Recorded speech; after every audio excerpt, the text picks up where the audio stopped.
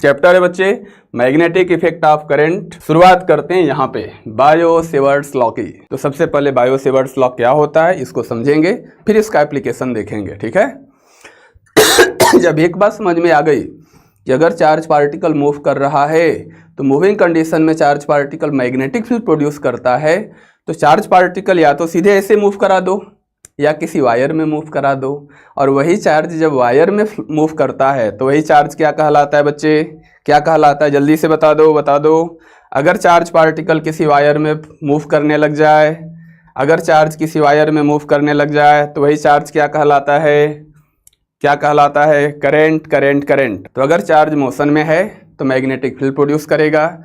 वही चार्ज अगर किसी वायर के अंदर फ्लो करने लग जाए तो वही मूविंग चार्ज क्या कहलाएगा मेरे बच्चे, करंट।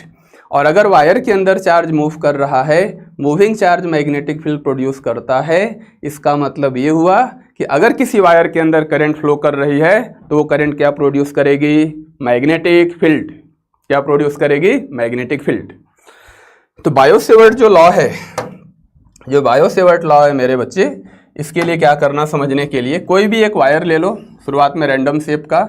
इस वायर में फ्लो करने वाली करंट आई है, इस पे ज़्यादा टाइम नहीं बिताएंगे, मुद्दे की बात पे आएंगे, लेकिन शुरुआत है तो बस नाम जानना जरूरी है, लॉ क्या है ये जानना जरूरी है, ठीक है। तो यहाँ पे एक वायर ले लिया, इस वायर का एक छोटा सा हिस्सा ले लिया, इसकी छोटी सी लेंथ ले लिया dl, और ये जो एलिमेंट होता है इसको एक एलिमेंट बोलते हैं। इस dl एलिमेंट जो है इसको करंट एलिमेंट बोला जाता है। इसको वेक्टर की तरह ट्रीट करते हैं, और अगर हमने इसको वेक्टर की तरह ट्रीट किया तो इसकी डायरेक्शन डिसाइड करनी होगी। इसकी डायरेक्शन करंट के सेंस में लेते हैं तो dl वेक्टर की डायरेक्शन करंट की डायरेक्शन में होगी ऐसे। ये करंट एलिमेंट हो गया। इस करंट एलिमेंट से जो वायर का एक छोटा सा हिस्सा है, इससे यहाँ से r डिस्टेंस पे कोई पॉइंट P ले लिया, कोई पॉइंट P ले लिया। इस करंट एलिमेंट के रिस्पेक्ट में पॉइंट P का पोजीशन वेक्टर ये है r।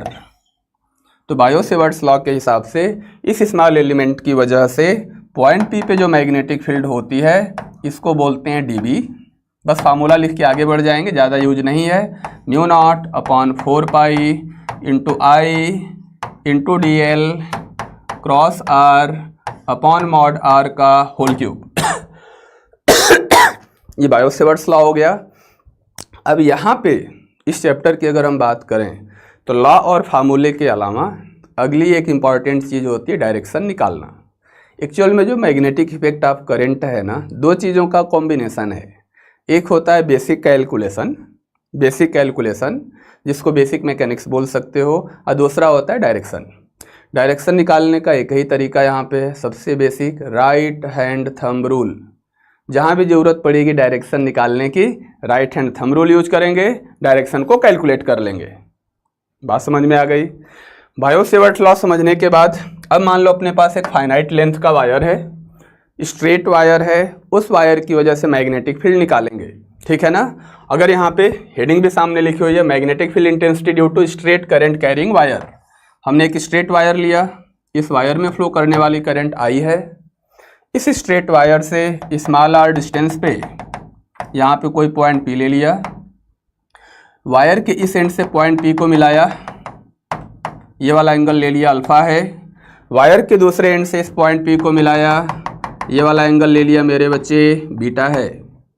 ये डिस्टेंस r है। तो इस स्ट्रेट वायर की वजह से पॉइंट P पे जो मैग्नेटिक फील्ड है, मैग्नेटिक फील्ड का फार्मूला याद है ना सबको, मैग्नेटिक फील्ड का फार्मूला याद है। मैग्नेटिक फील्ड आता है मेरे बच्चे B = μ0I/4πr, μ0I/4πr into cos alpha plus cos beta. अगर एंगल यहाँ से अल्फा और बीटा लेते हो तो यहाँ पे कॉस अल्फा और कॉस बीटा आता है। कुछ बुक्स क्या करती हैं कि कुछ बुक्स में यहाँ पे θ1 ले लेते हैं, यहाँ पे θ2 ले लेते हैं। तो अगर एंगल यहाँ से लेते हो θ1 और θ2 तो कॉस की जगह क्या आएगा, कॉस की जगह क्या आएगा, बोलो कॉस की जगह क्या आएगा, साइन। अगर यहाँ पे अल्फा है, यहाँ पे बीटा है, एंगल यहाँ से है तो कॉस आएगा। अगर यहाँ से θ1 और θ2 है तो यही साइन बन जाता है। तो ये हो जाता है μ0I/4πr into sine theta 1 plus sine theta 2। तो अगर एंगल यहां से है तो sine theta 1 plus sine theta 2 आएगा, और अगर एंगल यहां से लेते हो तो cos alpha plus cos beta आएगा। सही है ना? ठीक है, सारे बच्चों को पता है sign sign sign sign sign. ठीक है, ओम जी साइन, अनामिका साइन, साहिल, रितेश, प्रीति, खुशबू। ठीक है, सारे बच्चों को पता है। ठीक ना?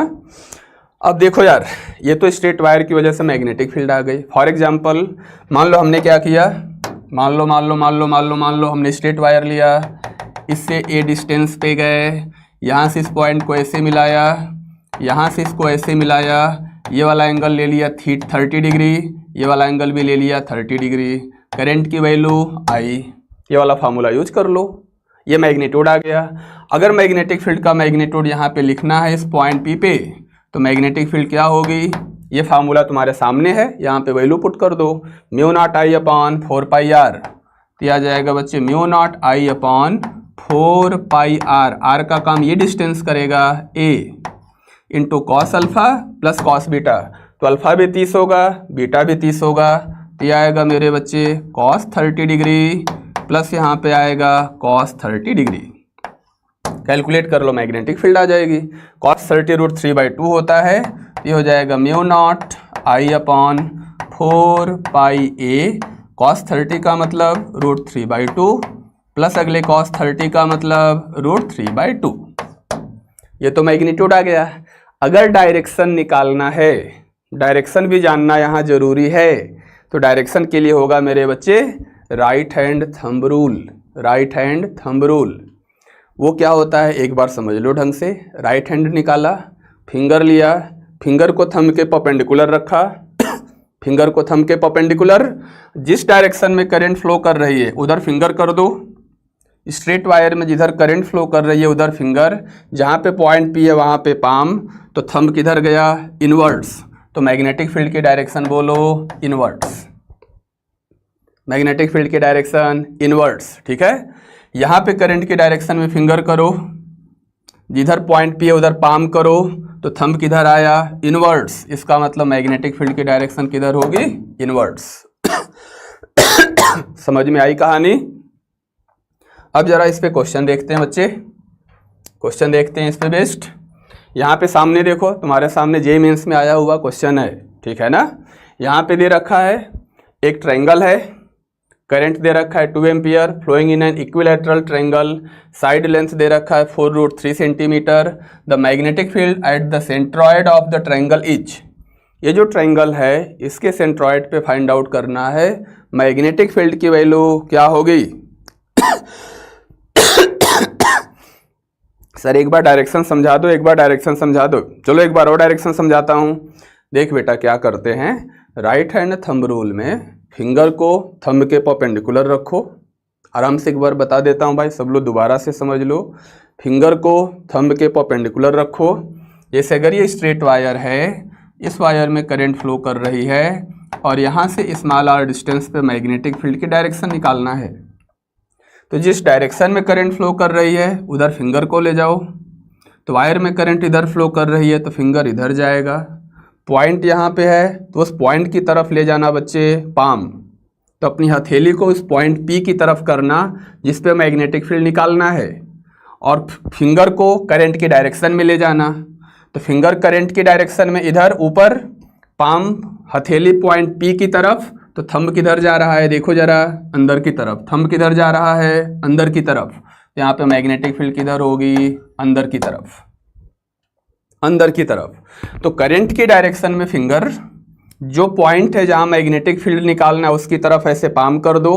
तो करंट की तरफ फिंगर, पाम गई इस पॉइंट की तरफ, हथेली गई तो थंब अंदर आएगा, तो मैग्नेटिक फील्ड की डायरेक्शन आएगी इनवर्ड्स। बात समझ में आ गई? एक और एग्जाम्पल देखो ना, एक और एग्जाम्पल देखो। मैग्नेटिज्म में डायरेक्शन बहुत मायने रखता है। मैग्नेटिज्म में बच्चों डायरेक्शन बहुत मायने रखता है, ठीक है ना। कैलकुलेशन के साथ साथ डायरेक्शन भी बहुत ज़रूरी है। जैसे मान लो अपने पास एक करंट ऐसे है, करंट ऐसे ले लिया, करंट ऐसे फ्लो कर रही है अंदर की तरफ, तो फिंगर किधर ले जाएंगे, अंदर की तरफ। और मान लो यहाँ पे कोई पॉइंट P है, यहाँ पॉइंट P है, हमें पॉइंट P पे मैग्नेटिक फील्ड की डायरेक्शन देखनी है इस करंट की वजह से। तो फिंगर करंट की डायरेक्शन में, तो करंट की डायरेक्शन में फिंगर को लेके गए, ऊपर पॉइंट P है तो पॉइंट P की तरफ हथेली करो, देखो जरा, फिंगर करंट की डायरेक्शन में यानी क्रॉस, पाम यानी हथेली पॉइंट P की तरफ, तो अंगूठा किधर आया, राइट में अंगूठा आ गया, इसका मतलब पॉइंट P पर मैग्नेटिक फील्ड किधर होगी बच्चे, राइट में, ये एंगल 90 आएगा। समझ में आया क्या, समझ में आया। उसी तरीके से मान लो यहाँ पे हमने एक डॉट ले लिया, करंट ऐसे बाहर की तरफ जा रही है, और यहाँ पे हमने पॉइंट P ले लिया, पॉइंट P हमने ले लिया यहाँ पे। इस करंट की वजह से यहाँ पे मैग्नेटिक फील्ड की डायरेक्शन निकालनी है, तो जिधर करंट फ्लो कर रही है उधर फिंगर को ले जाओ, current out of the plane जा रही है तो फिंगर को आउट ऑफ द प्लेन ले जाओ, और पॉइंट P किधर है, ऊपर है, तो पाम किधर जाएगी, ऊपर। तो इसको ऐसे करेंगे, current out of the plane तो finger out of the plane, ऐसे पॉइंट P इधर तो पॉइंट P की तरफ हथेली करो, तो थंब इधर गया लेफ्ट में, इसका मतलब पॉइंट P पे मैग्नेटिक फील्ड किधर जाएगी, लेफ्ट में। डायरेक्शन निकालना समझ में आ गया ना, डायरेक्शन निकालना समझ में आ गया। किसी बच्चे को कोई डाउट तो नहीं है इसमें? चल बेटा, आंसर आ चुका है बच्चों का, बहुत सारे बच्चों का आंसर आ चुका है, D D D D D D D, ठीक है ना, बच्चों को पता है। चलो मैं भी एक बार बता देता हूं। यहाँ पे ट्रायंगल दे रखा है, तो सबसे पहले यहाँ पे ट्रायंगल लिया, बस एक एक लाइन का सवाल है, तुमने तो ऐसे ही कर दिया है, ठीक है ना। और जेईई मेंस में इससे ज़्यादा पूछते भी नहीं है, जेईई मेंस का लेवल इससे ज़्यादा नहीं है, तुमको आता है सब, बस भरोसा रखना अपने आप पे। ये करंट आई ले लिया, यहाँ पे पॉइंट है, ठीक है। सबसे पहले तो ये डिस्टेंस R निकालो, इसको यहाँ से ऐसे मिला दो, इसको यहाँ से ऐसे मिला दो, तो हमको पता है कि ये वाला एंगल 30 डिग्री होगा, ये वाला एंगल भी आ जाएगा मेरे बच्चे 30 डिग्री, तो अल्फा भी 30 डिग्री, बीटा भी 30 डिग्री। ये डिस्टेंस R निकालनी है, तो उसके लिए क्या करना, ये डिस्टेंस साइड लेंथ मान लो ट्रायंगल की A है, तो ये आधी लेंथ होगी A/2, तो इस tan थीटा का यूज कर लेना, तो यहाँ से tan 30 डिग्री लिख लेना, तो tan 30 डिग्री होगा perpendicular R upon base A/2। यहाँ से R की वैल्यू निकालोगे तो R आ जाएगा बच्चे A अपॉन, R की वैल्यू कितनी आ जाएगी, A अपॉन 2√3। तो यहाँ से R आ गया। अब पॉइंट P पे, इस सेंट्रॉइड O पे मैग्नेटिक फील्ड निकालना है, तो सिंगल स्ट्रेट वायर की वजह से मैग्नेटिक फील्ड अगर निकालोगे तो मैग्नेटिक फील्ड की वैल्यू कितनी होगी, μ0 I upon 4 pi R। R कितना है, A/2√3, R हो जाएगा A/2√3 μ0 I upon 4 pi R into cos alpha, alpha का मतलब 30 डिग्री, प्लस यहाँ से आएगा बच्चे कॉस बीटा, कॉस बीटा का मतलब यहाँ पे आ जाएगा कॉस 30 डिग्री, तो कॉस 30 डिग्री, कॉस 30 डिग्री, सही है ना। अब यहाँ पे वैल्यू पुट कर यार, वैल्यू पुट कर जरा देख क्या आता है। ये हो जाएगा μ0, μ0 होता है परमिबिलिटी ऑफ फ्री स्पेस, μ0 होता है परमिबिलिटी ऑफ फ्री स्पेस, तो μ0 की वैल्यू पुट करो 4 पाई इंटू 10⁻⁻7, ये μ0 हो गया, इंटू करेंट, चेक करो करंट कितना दे रखा है वायर में, 2 एम्पियर, साइड लेंथ कितना दे रखा है 4√3 सेंटीमीटर, तो करंट की वैल्यू पुट कर बच्चे 2 एम्पियर, तो करंट हो गई 2 एम्पियर अपॉन यहाँ पे 4 pi into side length A, side length कितनी है 4√3 सेंटीमीटर, तो साइड लेंथ पुट कर दो 4√3 सेंटीमीटर को मीटर बनाओ तो 10⁻⁻2 मीटर अपॉन नीचे है 2√3, नीचे आएगा बच्चे 2√3, तो नीचे 2√3 होगा इंटू कॉस 30 डिग्री √3/2 प्लस अगला भी कॉस 30 डिग्री है √3/2। ये तो सिंगल वायर की वजह से हो गया, उतना ही फील्ड इस वायर की वजह से भी, उतना ही इस वायर की वजह से भी। तो ऐसे 3 वायर हैं, पहला वायर, दूसरा वायर, तीसरा वायर, तो इसका कितने टाइम्स हो जाएगा 3 टाइम्स। 3 कर देना 3 टाइम्स। कैलकुलेशन तो तुम कर ही लोगे ऐसे, कैलकुलेशन करने के बाद आंसर कितना आता है, कितना आता है 3√3 इंटू 10⁻⁻5 टेस्ला, ये आ जाएगा। समझ में आ गया ना? समझ में आ गया? सर 4 पाई कैसे? एक बच्चा पूछ रहा है सर 4 पाई कैसे? म्यू नॉट की वैल्यू होती है बेटा ना, म्यू नॉट की वैल्यू 4 पाई इंटू 10⁻⁻7, या तुम ऐसे भी बोल दो म्यू नॉट अपॉन 4 पाई की value 10⁻⁷, permeability of free space, 4 पाई से 4 पाई गया, परमिएबिलिटी ऑफ फ्री स्पेस की वैल्यू। ठीक है बेटा? सही है ना? चल बच्चे अब आगे चलते हैं। जिस तरीके से ट्रायंगल का क्वेश्चन किया है ना, वैसे ही स्क्वायर का भी क्वेश्चन आता है। एक स्क्वायर का क्वेश्चन करके दिखाओ फटाफट। यहाँ पे स्क्वायर लिख दिया, स्क्वायर लिख दिया। इस स्क्वायर में फ्लो करने वाली करंट है आई, इस स्क्वायर में फ्लो करने वाली करंट आई, स्क्वायर की साइड लेंथ ए। हमें फाइंड आउट करना है कि स्क्वायर के सेंटर पे मैग्नेटिक फील्ड की वैल्यू क्या होगी। स्क्वायर के सेंटर पे मैग्नेटिक फील्ड की वैल्यू निकालनी है। फटाफट कैलकुलेट करना यार। इस एंड से इसको मिलाओ, ऐसे मिलाया, इस एंड से इसको मिलाओ, ऐसे मिलाया। अगर ये स्क्वायर है, ठीक है ना, अगर ये स्क्वायर है बेटा तो ये एंगल कितना आएगा 45, ये वाला एंगल भी कितना आएगा बोल यार 45। समझ रहा है ना तू? अगर ये स्क्वायर है तो ये वाला एंगल 45, ये वाला एंगल भी 45। अगर तेरे से कोई पूछे कि बता यार ये डिस्टेंस कितनी होगी r, तो स्क्वायर के केस में टोटल साइड लेंथ a है, तो इसका आधा कर दोगे तो r आएगा। तो r की वैल्यू तूने निकाल लिया a/2। अब हमसे पूछा गया है कि इसके सेंट्रॉइड पे या सेंटर पे मैग्नेटिक फील्ड बताओ। तो एक सिंगल वायर की वजह से मैग्नेटिक फील्ड कितनी आएगी, mu naught I upon 4 pi r, और r किसके बराबर है a/2 के, तो 4 पाई r का मतलब a/2 into cos alpha plus cos beta. ये वाला एंगल है तो कॉस लिखेंगे, तो ये आएगा मेरे बच्चे कॉस अल्फा यानी cos 45 degree plus cos beta यानी कॉस 45 डिग्री। ये तो सिंगल वायर की वजह से हो गया। ऐसे ही कितने वायर है यहाँ पे 4, कितने वायर है यहाँ पे मेरे बच्चे 4।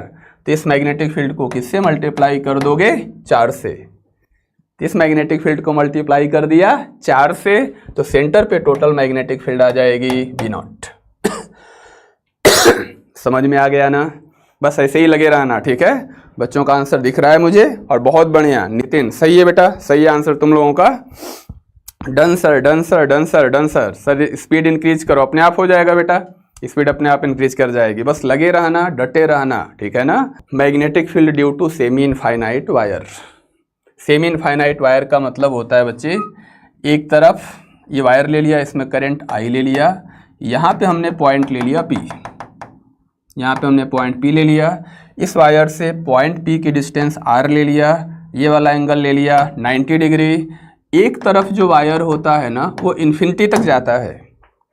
सेमी इनफाइनाइट वायर का मतलब होता है बेटा, एक तरफ वायर कहाँ तक जाएगा, इन्फिनिटी तक, और इस पॉइंट के नीचे बिल्कुल वायर नहीं है, और पॉइंट P पे हमें निकालना है मैग्नेटिक फील्ड। तो यानी इस वायर का एक एंड पॉइंट P के सामने होगा जस्ट, इस वायर का एक एंड जस्ट पॉइंट P के सामने होगा, और दूसरा एंड कहाँ तक जाएगा, इनफाइनाइट तक। अब ये मत समझ लेना कि इनफाइनाइट का मतलब कि दुनिया के उस कोने में चला गया है, अरे ऐसा नहीं होता यार, ठीक है ना? इनफाइनाइट का मतलब ये नहीं कि इसको दुनिया के आर पार भेज देना है, ये सब नहीं होता। हाँ, इस डिस्टेंस के कंपैरिजन में इस वायर की लेंथ बहुत ज़्यादा होती है, इस वायर की लेंथ इस डिस्टेंस r के कंपैरिजन में बहुत ज़्यादा होती है, ये इनफाइनाइट का मतलब है। तो पॉइंट P पे मैग्नेटिक फील्ड कितना होता है, फार्मूला बस याद रखना, mu naught I upon 4 pi r, mu naught I upon 4 pi r। ये तो मैग्नीट्यूड आ गया पॉइंट P पे मैग्नेटिक फील्ड का। दूसरा क्वेश्चन आता है डायरेक्शन बताओ। तो डायरेक्शन निकालने का वही जुगाड़ जो तुझे समझाया हूँ, याद रखना, उसके अलावा किसी और चीज़ की ज़रूरत नहीं पड़ेगी डायरेक्शन में। Right hand thumb rule, right hand thumb rule. तो राइट हैंड थंब रूल के लिए क्या करेंगे, फिंगर को थंब के परपेंडिकुलर रखो, फिंगर को थंब के परपेंडिकुलर रखो, जिधर करंट जा रही है वायर में उस डायरेक्शन में फिंगर को ले जाओ। तो फिंगर को ऐसे किया, जो पॉइंट P है जहाँ पे मैग्नेटिक फील्ड निकालना है उस पॉइंट P की तरफ पाम ले जाओ, हथेली, फिंगर को करंट की डायरेक्शन में ले जाओ, पाम को पॉइंट P की तरफ ले जाओ, थंब किधर गया, अंदर की तरफ, यानी इस मैग्नेटिक फील्ड की डायरेक्शन किधर होगी मेरे बच्चे, अंदर की तरफ। यह है magnetic field due to semi infinite long wire. Magnetic field due to semi infinite long wire, समझ रहे हो ना? बोले यार, समझ रहे हो? Yes sir. तुम्हारी एनर्जी मैसेज में दिखनी चाहिए, ठीक है। अब देख बेटा, एक पॉइंट और है जिसका यूज क्वेश्चन में आता है, वो मेरे हिसाब से मेरे बच्चे जानते हैं। मान ले यार, ये एक स्ट्रेट वायर है, एक स्ट्रेट वायर ले लिया, एक स्ट्रेट वायर है, और इसी वायर पे इसके एक्सटेंशन वाले पॉइंट पे कहीं ना कहीं यहाँ पे कोई पॉइंट P है। ये स्ट्रेट वायर इसके पॉइंट ऑफ एक्सटेंशन पे, इसके एक्सटेंशन में ही कहीं ना कोई पॉइंट P है। अगर हमसे कोई पूछे कि इस वायर की वजह से पॉइंट P पे मैग्नेटिक फील्ड बताओ, तो बोले यार आंसर क्या होता है, 0। आंसर क्या होता है, 0 0 0 0 0 0 0। मैक्सिमम बच्चों का आंसर सबका 0 दिख रहा है लाइन से, मतलब बच्चों को याद है चीज़ें। स्ट्रेट वायर के पॉइंट ऑफ एक्सटेंशन पे मैग्नेटिक फील्ड हमेशा क्या होगी, 0। हमेशा क्या होगी, 0। अच्छा ये बता यार, अगर हम कोई पीछे पॉइंट ले लें, यहाँ पीछे पॉइंट ले लें और इसका नाम P डैश दे दें, और अगर हमसे कोई पूछे कि बोलना यार इस स्ट्रेट वायर की वजह से पॉइंट P डैश पे मैग्नेटिक फील्ड क्या होगी, इस स्ट्रेट वायर की वजह से P डैश पे मैग्नेटिक फील्ड क्या होगी, आंसर बोले यार जल्दी से, सब लोग बोलो जल्दी। 0 0 0 0 0 0। शाबाश मेरे बच्चों, बस ऐसे ही मेहनत करते रहना। इस P डैश पे भी मैग्नेटिक फील्ड क्या होगी, 0 होगी। अब इसका यूज करके क्वेश्चन कैसे आता है वो देखो जरा। इसका एप्लीकेशन क्वेश्चन में कहाँ होता है, क्वेश्चन तुम्हारे सामने है, जे मेंस में आया हुआ क्वेश्चन है। देखना, ये डॉटेड लाइन मतलब ये वायर इनफाइनाइट तक, ये डॉटेड लाइन का मतलब ये वायर इनफाइनाइट तक, ये भी कहाँ गया, इन्फिनिटी तक, ये भी ऊपर कहाँ गया, इन्फिनिटी तक। हमें बताना है पॉइंट O पे रिजल्टेंट मैग्नेटिक फील्ड क्या होगी। आ गया आंसर बच्चे? बहुत सारे बच्चों का आंसर मैं देख रहा हूँ, एक आध नाम अगर पढ़ें, कृतिका, आदित्य, ठीक है, ऐसे बहुत सारे बच्चों का नाम पढ़ना मुश्किल हो रहा है, इतने मैसेज आ रहे हैं। हमें O पे मैग्नेटिक फील्ड निकालना है, O पे मैग्नेटिक फील्ड निकालना है। तो जितने भी स्ट्रेट वायर का हिस्सा तुम्हें दिखाई दे, सबकी वजह से अलग अलग मैग्नेटिक फील्ड निकाल लो और सबका रिजल्टेंट ले लो, अपने आप O पे नेट मैग्नेटिक फील्ड आ जाएगी। तो अब देखना यार, ये यहाँ से लेके यहाँ तक एक स्ट्रेट वायर है, और ये जो पॉइंट O है, जो अपना पॉइंट O है ना, जस्ट इसी स्ट्रेट वायर के सामने है। तो इस स्ट्रेट वायर की वजह से उसके पॉइंट ऑफ एक्सटेंशन O पे मैग्नेटिक फील्ड क्या होगी, 0। तो इस वाले हिस्से की वजह से, हॉरिजॉन्टल वाले वायर की वजह से O पे मैग्नेटिक फील्ड क्या हो गई, 0। सेम काम दूसरे हॉरिजॉन्टल वाले हिस्से की वजह से, ये जो हॉरिजॉन्टल वाला वायर दिखाई दे रहा है, पॉइंट O इसके पॉइंट ऑफ एक्सटेंशन पे है, तो इस हॉरिजॉन्टल पोर्शन की वजह से भी पॉइंट O पे मैग्नेटिक फील्ड क्या हो गई, 0। तो इसकी वजह से 0, इसकी वजह से भी 0 हो गई। अब बचा ये वाला हिस्सा, इसकी वजह से O पे मैग्नेटिक फील्ड निकालना है। तो ये वाला जो वायर है आगे इन्फिनिटी तक गया, और इस वायर का एक एंड जस्ट O के सामने है। इसका मतलब ये वाला जो वायर वर्टिकल दिखाई दे रहा है, ये वायर O के लिए सेमी इनफाइनाइट वायर होगा, और अगर ये सेमी इनफाइनाइट वायर है तो मैग्नेटिक फील्ड होगी बच्चे μ0I/4πr, और यहाँ से R का मतलब O की डिस्टेंस टोटल A है, तो ये डिस्टेंस A/2 होगी, तो ये आएगी A/2। तो इस वाले हिस्से की वजह से मैग्नेटिक फील्ड आ गई। डायरेक्शन देखो तो right hand thumb rule, right hand thumb rule, current इधर है, इधर फिंगर ले जाओ, O इधर है तो उसकी तरफ पाम करो, तो thumb out of the plane आएगा, तो इस मैग्नेटिक फील्ड की डायरेक्शन आएगी आउट ऑफ द प्लेन। तो इसकी वजह से यहाँ फील्ड आ गई। ये वाला जो वर्टिकल दूसरा वायर दिखाई दे रहा है, इस वायर के रिस्पेक्ट में भी पॉइंट O यहाँ पे है, यानी ये वाला वायर O के लिए सेमी इनफाइनाइट वायर हो गया। और अगर ये सेमी इनफाइनाइट वायर का काम करेगा तो इस वायर की वजह से O पे मैग्नेटिक फील्ड निकालेंगे, तो इसकी वैल्यू भी आएगी बच्चे μ0I/4πr। R का मतलब O से इस वायर की डिस्टेंस A का आधा A/2। डायरेक्शन देखो, तो डायरेक्शन के लिए राइट हैंड थंब रूल, जिधर करंट जा रही है उधर फिंगर, पॉइंट वो इधर है तो उसकी तरफ पाम, थंब किधर गया, आउट ऑफ द प्लेन, तो ये भी आउट ऑफ द प्लेन जाएगा। दोनों वायर की वजह से मैग्नेटिक फील्ड की डायरेक्शन सेम है, डायरेक्शन सेम है तो दोनों को ऐड कर देना, तो दोनों को ऐड कर दो तो net magnetic field at point O कितना हो जाएगा, इतना प्लस इतना, तो ये 2 से 2 गया तो नीचे 2 पाई ए बचेगा, तो ये हो जाएगा mu naught I upon 2 pi A, plus दूसरे वाले वैल्यू भी सेम है, डायरेक्शन सेम है तो ऐड कर देंगे म्यू नॉट आई अपॉन 2 पाई ए, दोनों को ऐड कर देना तो आंसर होगा mu naught I upon pi A, mu naught I upon pi ए, ये दे रखा है डी ऑप्शन में, तो आंसर होगा डी ऑप्शन। चलो अब आ जाओ बच्चे नेक्स्ट क्वेश्चन पे। नेक्स्ट क्वेश्चन की बात करें, पहले तो magnetic field intensity due to infinite wire, जैसे सेमी इनफाइनाइट वायर की वजह से होती है ना, वैसे इनफाइनाइट वायर की वजह से भी होती है। अगर इनफाइनाइट वायर लेते हो तो यहाँ पे जाएगा माइनस इन्फिनिटी और ऊपर जाएगा प्लस इन्फिनिटी तक, तो माइनस इन्फिनिटी से प्लस इन्फिनिटी तक वायर में फ्लो करने वाली करंट आई है, इस वायर से आर डिस्टेंस पे अगर यहाँ पे मैग्नेटिक फील्ड लिखना है तो बोल यार फार्मूला क्या होता है, बोल जरा, बोल बोल बोल बोल बच्चे बोल, बोल बच्चे बोल, mu naught I upon 2 pi R, mu naught I upon 2 pi R. Direction के लिए right hand thumb rule, right hand thumb rule, current इधर है तो उसकी तरफ फिंगर, पॉइंट यहाँ पे है तो उसकी तरफ पाम, तो पाम इधर गई, थंब आएगा इनवर्ड्स, तो मैग्नेटिक फील्ड की डायरेक्शन आएगी मेरे बच्चे इनवर्ड्स। ठीक है, ये इनफाइनाइट वायर हो गया।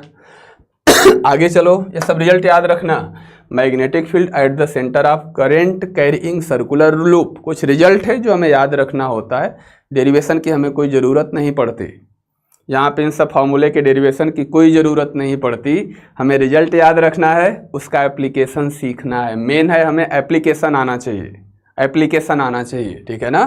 तो ये हमने करंट कैरिंग सर्कुलर लूप ले लिया, इस लूप में फ्लो करने वाली करंट है मेरे बच्चे आई, तो अगर कोई बोले कि इस करंट की वजह से इसके सेंटर पे मैग्नेटिक फील्ड बताओ, तो अगर मैग्नेटिक फील्ड की डायरेक्शन देखना है ना तुझे, तो जिस डायरेक्शन में करंट फ्लो कर रही है उसी डायरेक्शन में फिंगर को कर्ल कर दो, करंट ऐसे फ्लो कर रही है तो फिंगर को ऐसे कर्ल करो, करंट के सेंस में तो थंब इधर जाएगा, यानी सेंटर पे मैग्नेटिक फील्ड इधर आएगी, और इस मैग्नेटिक फील्ड की वैल्यू कितनी होती है, mu naught I upon 2 R, mu naught I upon 2 R. R क्या होता है, सर्कुलर लूप की रेडियस, आर होती है मेरे बच्चे सर्कुलर लूप की रेडियस।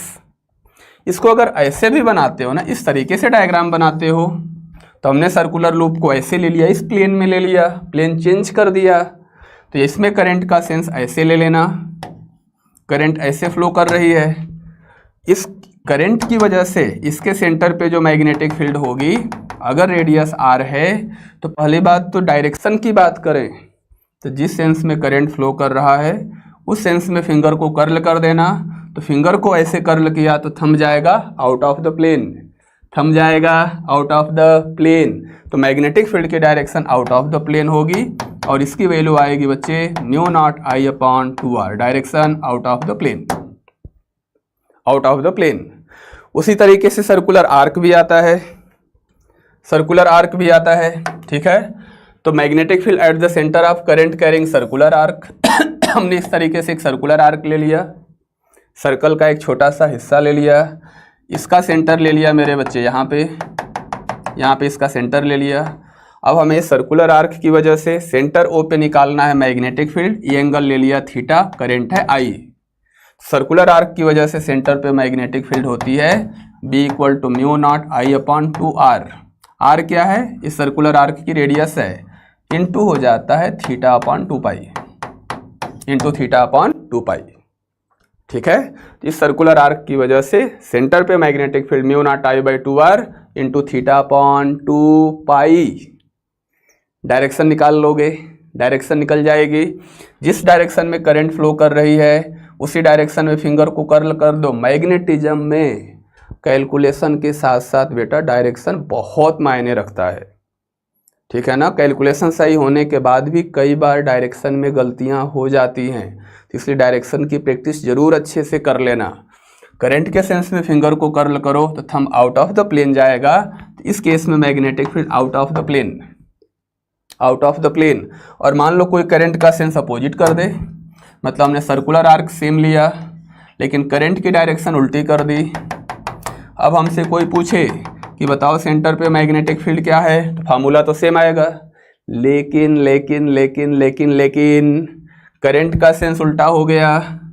तो इस बार करंट के सेंस में फिंगर को ऐसे कर्ल कर दूं, करंट का सेंस बच्चे उल्टा हो गया। तो करंट के सेंस में जरा फिंगर को कर्ल कर, फिंगर को कर्ल करेगा तो थंब आएगा इनवर्ड्स। तो इस केस में मैग्नेटिक फील्ड आएगी इनवर्ड्स, इस केस में मैग्नेटिक फील्ड आएगी आउटवर्ड्स। कुछ कुछ कहानी समझ में आई, कुछ कुछ समझ में आया? अच्छा, कुछ कुछ समझ में आया या बहुत कुछ समझ में आया? बोले यार, बता जरा मुझे, कुछ कुछ समझ में आया या बहुत कुछ समझ में आया? सर सब समझ में आ गया, बहुत बढ़िया बच्चे, ऐसी एनर्जी मेंटेन रखना। अब आते हैं क्वेश्चन पे। देख यार, तेरे सामने क्वेश्चन है, तेरा इंतजार कर रहा है कि मेरा बच्चा आएगा और इसे सॉल्व करेगा और सही सही सही सही आंसर निकाल जल्दी बच्चे।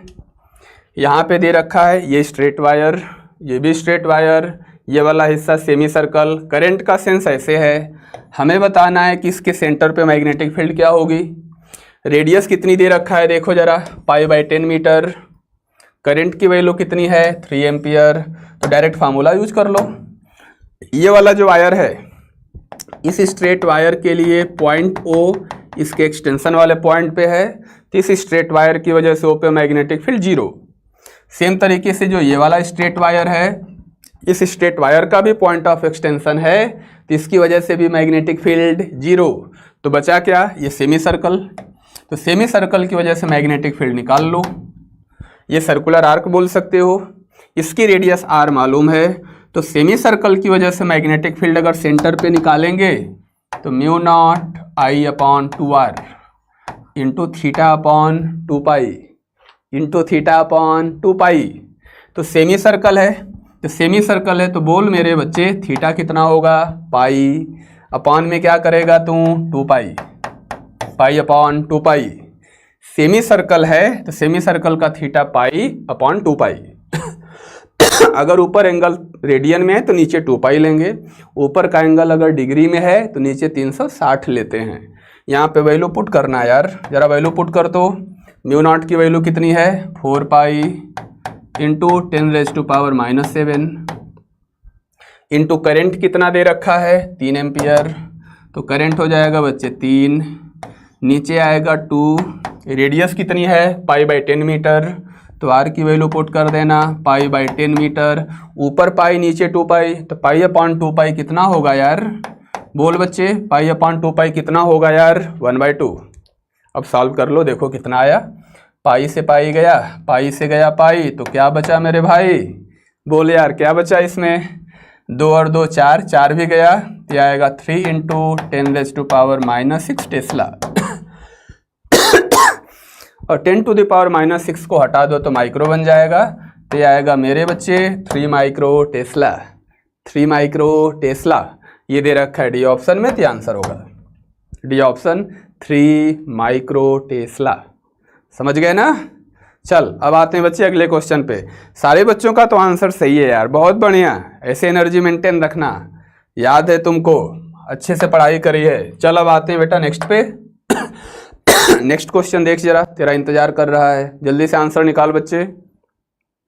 ये स्ट्रेट वायर आगे इन्फिनिटी तक गया, ये स्ट्रेट वायर इधर इन्फिनिटी तक है, ये सेमी सर्कल है, हमें बताना है पॉइंट P पे रिजल्टेंट मैग्नेटिक फील्ड क्या होगी। एक चीज़ याद रखना यार, ये जो मैग्नेटिक इफेक्ट ऑफ करंट नाम का चैप्टर है ना, इससे मैग्नेटिक फील्ड के कैलकुलेशन के खूब भर भर के क्वेश्चन पूछे हैं, खूब भर भर के क्वेश्चन पूछे गए हैं, ठीक है ना। और 1-2 बार नहीं, लाइन से बार बार इस तरीके का कॉम्बिनेशन दे करके, आधा सर्कल दे देगा, infinite wire, semi infinite wire दे करके खूब क्वेश्चन पूछते हैं। प्रैक्टिस अच्छे से कर लेना, इसलिए इतने सारे क्वेश्चन लेके आया हूँ, ठीक ना। अब देख बच्चे, हमें क्या करना है, हमें निकालना है मैग्नेटिक फील्ड P पे। तो जो ये वाला वायर है ना, ये वाला वायर देखना, पॉइंट P इस वाले वायर के पॉइंट ऑफ एक्सटेंशन पे है, तो इस वाले वायर का पॉइंट ऑफ एक्सटेंशन P है, तो इस वाले वायर की वजह से पॉइंट पी पे मैग्नेटिक फील्ड क्या होगी, बोल बच्चे, 0। इस वाले वायर की वजह से पॉइंट पी पे मैग्नेटिक फील्ड क्या हो गई, 0। तो इसकी कहानी खत्म, इसकी वजह से 0, खत्म हो गई कहानी। अब आ जा इस वायर पे, ये वायर आगे इन्फिनिटी तक है, इनफाइनाइट तक गया। अब इस वाले वायर का एक एंड जस्ट यहाँ पी के सामने है, तो जो ये वाला वायर है इसका एक एंड पी के सामने है, दूसरा एंड इन्फिनिटी की तरह गया है। इसका मतलब ये वाला जो वायर है इसको नाम 1 दे देते हैं। ये वाला वायर पॉइंट पी के रिस्पेक्ट में सेमी इनफाइनाइट वायर का काम करेगा, और अगर ये वाला वायर सेमी इनफाइनाइट वायर का काम करेगा तो इसकी वजह से पॉइंट पी पे मैग्नेटिक फील्ड का नाम दे दिया V1। सेमी इनफाइनाइट है तो μ0I/4 पाई r। r का मतलब इस वाले वायर से पॉइंट पी की डिस्टेंस, तो ये डिस्टेंस रेडियस r के बराबर होगी तो r। तो फर्स्ट वाले वायर की वजह से पी पे मैग्नेटिक फील्ड आ गई। अब जरा इसकी यार डायरेक्शन निकाल ले तू, सब लोग बताना जरा डायरेक्शन किधर होगी। बच्चों ने तो आंसर भी बोल दिया कि आंसर सी ऑप्शन होगा। इस वाले वायर की वजह से मैग्नेटिक फील्ड की डायरेक्शन, तो right hand thumb rule, right hand thumb rule, current की डायरेक्शन में फिंगर, पॉइंट पी नीचे है तो पाम नीचे, thumb out of the plane, तो ये मैग्नेटिक फील्ड आएगी मेरे बच्चे आउट ऑफ द प्लेन। तो फर्स्ट वाले वायर की वजह से पी पे फील्ड आ गई, इस वाले वायर की वजह से 0 हो गई, बचा ये सेमी सर्कल। इस सेमी सर्कुलर को नाम दे दिया सेकेंड वायर। तो सेमी सर्कल की वजह से मैग्नेटिक फील्ड निकालो जरा B2, तो सेमी सर्कल है तो μ0I/2 times radius into, semi circle है तो θ/2 पाई, सेमी सर्कल है मेरे बच्चे तो θ/2 पाई। तो सेमी सर्कल के केस में थीटा कितना होता है, पाई, अपॉन नीचे कितना आएगा, 2 पाई। तो नीचे 2 बचेगा, 2 और 2 मिलके 4 हो जाएगा, ये हो जाएगा μ0I/4r। डायरेक्शन कैसे निकालेंगे, तो जिस डायरेक्शन में करंट फ्लो कर रही है उस सेंस में फिंगर को कर्ल कर दो। कर्ल करके देख यार, थंब किधर गया, out of the plane, thumb किधर गया, आउट ऑफ द प्लेन। तो इसका मतलब मैग्नेटिक फील्ड किधर होगी, out of the plane. V1 और V2 दोनों की डायरेक्शन सेम है, तो रिजल्टेंट मैग्नेटिक फील्ड कैलकुलेट करने के लिए दोनों को क्या करेंगे, ऐड करेंगे। दोनों को क्या करेंगे मेरे बच्चे, क्या करेंगे, क्या करेंगे, क्या करेंगे, ऐड करेंगे, ऐड करेंगे, ऐड करेंगे। तो दोनों को जरा ऐड कर दे यार, ऐड करके देख बच्चे, नेट मैग्नेटिक फील्ड आएगी V1 + V2। तो दोनों को ऐड कर दो तो आंसर आ जाएगा C, आंसर आ जाएगा C। और बच्चों का आंसर पता है, कुछ बच्चों का आंसर D दिख रहा है यार, एक आध का, नॉट बी लाइक दैट। बच्चा देख एक बार, देख यार क्यों, कैसे तेरा D आ गया।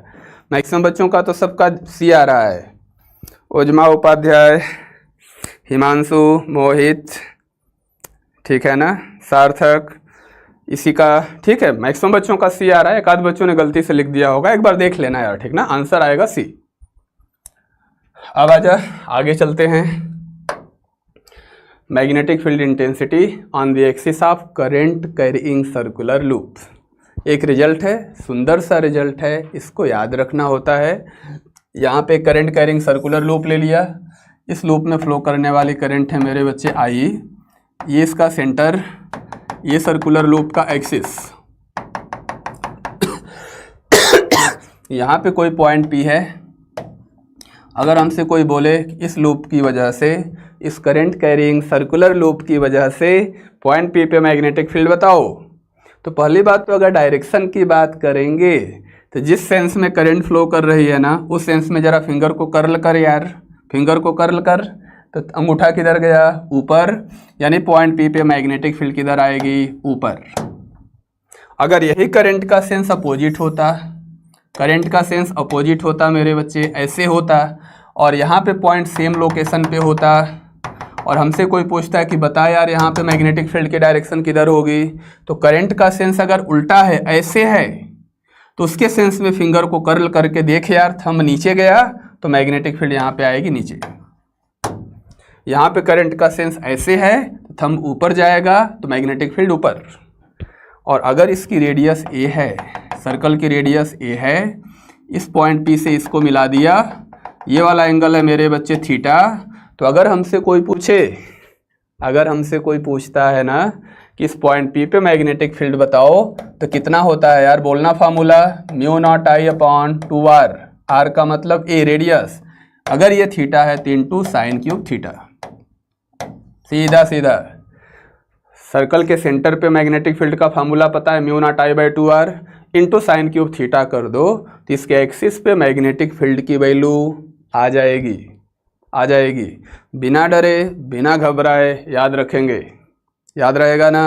और डरना यहाँ पे अलाउ नहीं है, डरना मना है। कॉन्फिडेंट रहना है, हंसते मुस्कुराते रहना है और हंसते हंसते मैग्नेटिक इफेक्ट ऑफ करंट को पढ़ जाना है, ठीक है ना। डरना अलाउ नहीं है। और डर किस बात का यार, किस बात का डर है तुझे? तुम हो, मैं हूँ, साथ में मिल के पढ़ रहे हैं, तो डर किस बात का है, ठीक है ना। इसलिए डरना नहीं है। हम होता क्या है ना, अक्सर हारने की वजह से डरने लगते हैं कि यार कहीं हार ना जाए, और लेकिन हमें समझ में भी नहीं आता है और यही डर हमारी हार की वजह बन जाता है। कई बार हम हारने की वजह से डरते हैं और यही डर हमारी हार की वजह बन जाता है। इसलिए डर को निकालो, डर के लिए कोई जगह नहीं है हमारे ज़िंदगी में। बहुत सारे काम हैं, पढ़ना है, रैंक लानी है, ठीक है ना। चल बेटा देख, और mu naught I upon 2r क्या होता है? इसके सेंटर पे मैग्नेटिक फील्ड, तो magnetic field at point P क्या हो जाएगा? Magnetic field at centre into sine cube theta, into sine cube theta. तुम चाहो तो साइन थीटा की वैल्यू पुट कर दो। अगर साइन थीटा की वैल्यू पुट करोगे तो साइन थीटा कितना होगा यार? साइन थीटा होगा परपेंडिकुलर अपॉन हाइपोटेनियस। ये डिस्टेंस मान लो x है, ये रेडियस a है, तो इस राइट एंगल ट्रायंगल से साइन थीटा होगा परपेंडिकुलर a अपॉन हाइपोटेनियस ये वाली डिस्टेंस। ये वाली डिस्टेंस कितनी होगी? ये x है, ये a है, तो हाइपोटेनियस क्या होगा? Under root a square plus x square. तो यहाँ पे वैल्यू पुट करो तो पॉइंट P पे मैग्नेटिक फील्ड की वैल्यू आ जाएगी mu naught I upon 2a into sine theta का क्यूब। साइन थीटा क्या है? a upon under root a square plus x square, इसका होल क्यूब। सॉल्व कर लो, आ गया। ठीक है ना भाई, साथ में पानी पीते रहना, एनर्जी लेते रहना।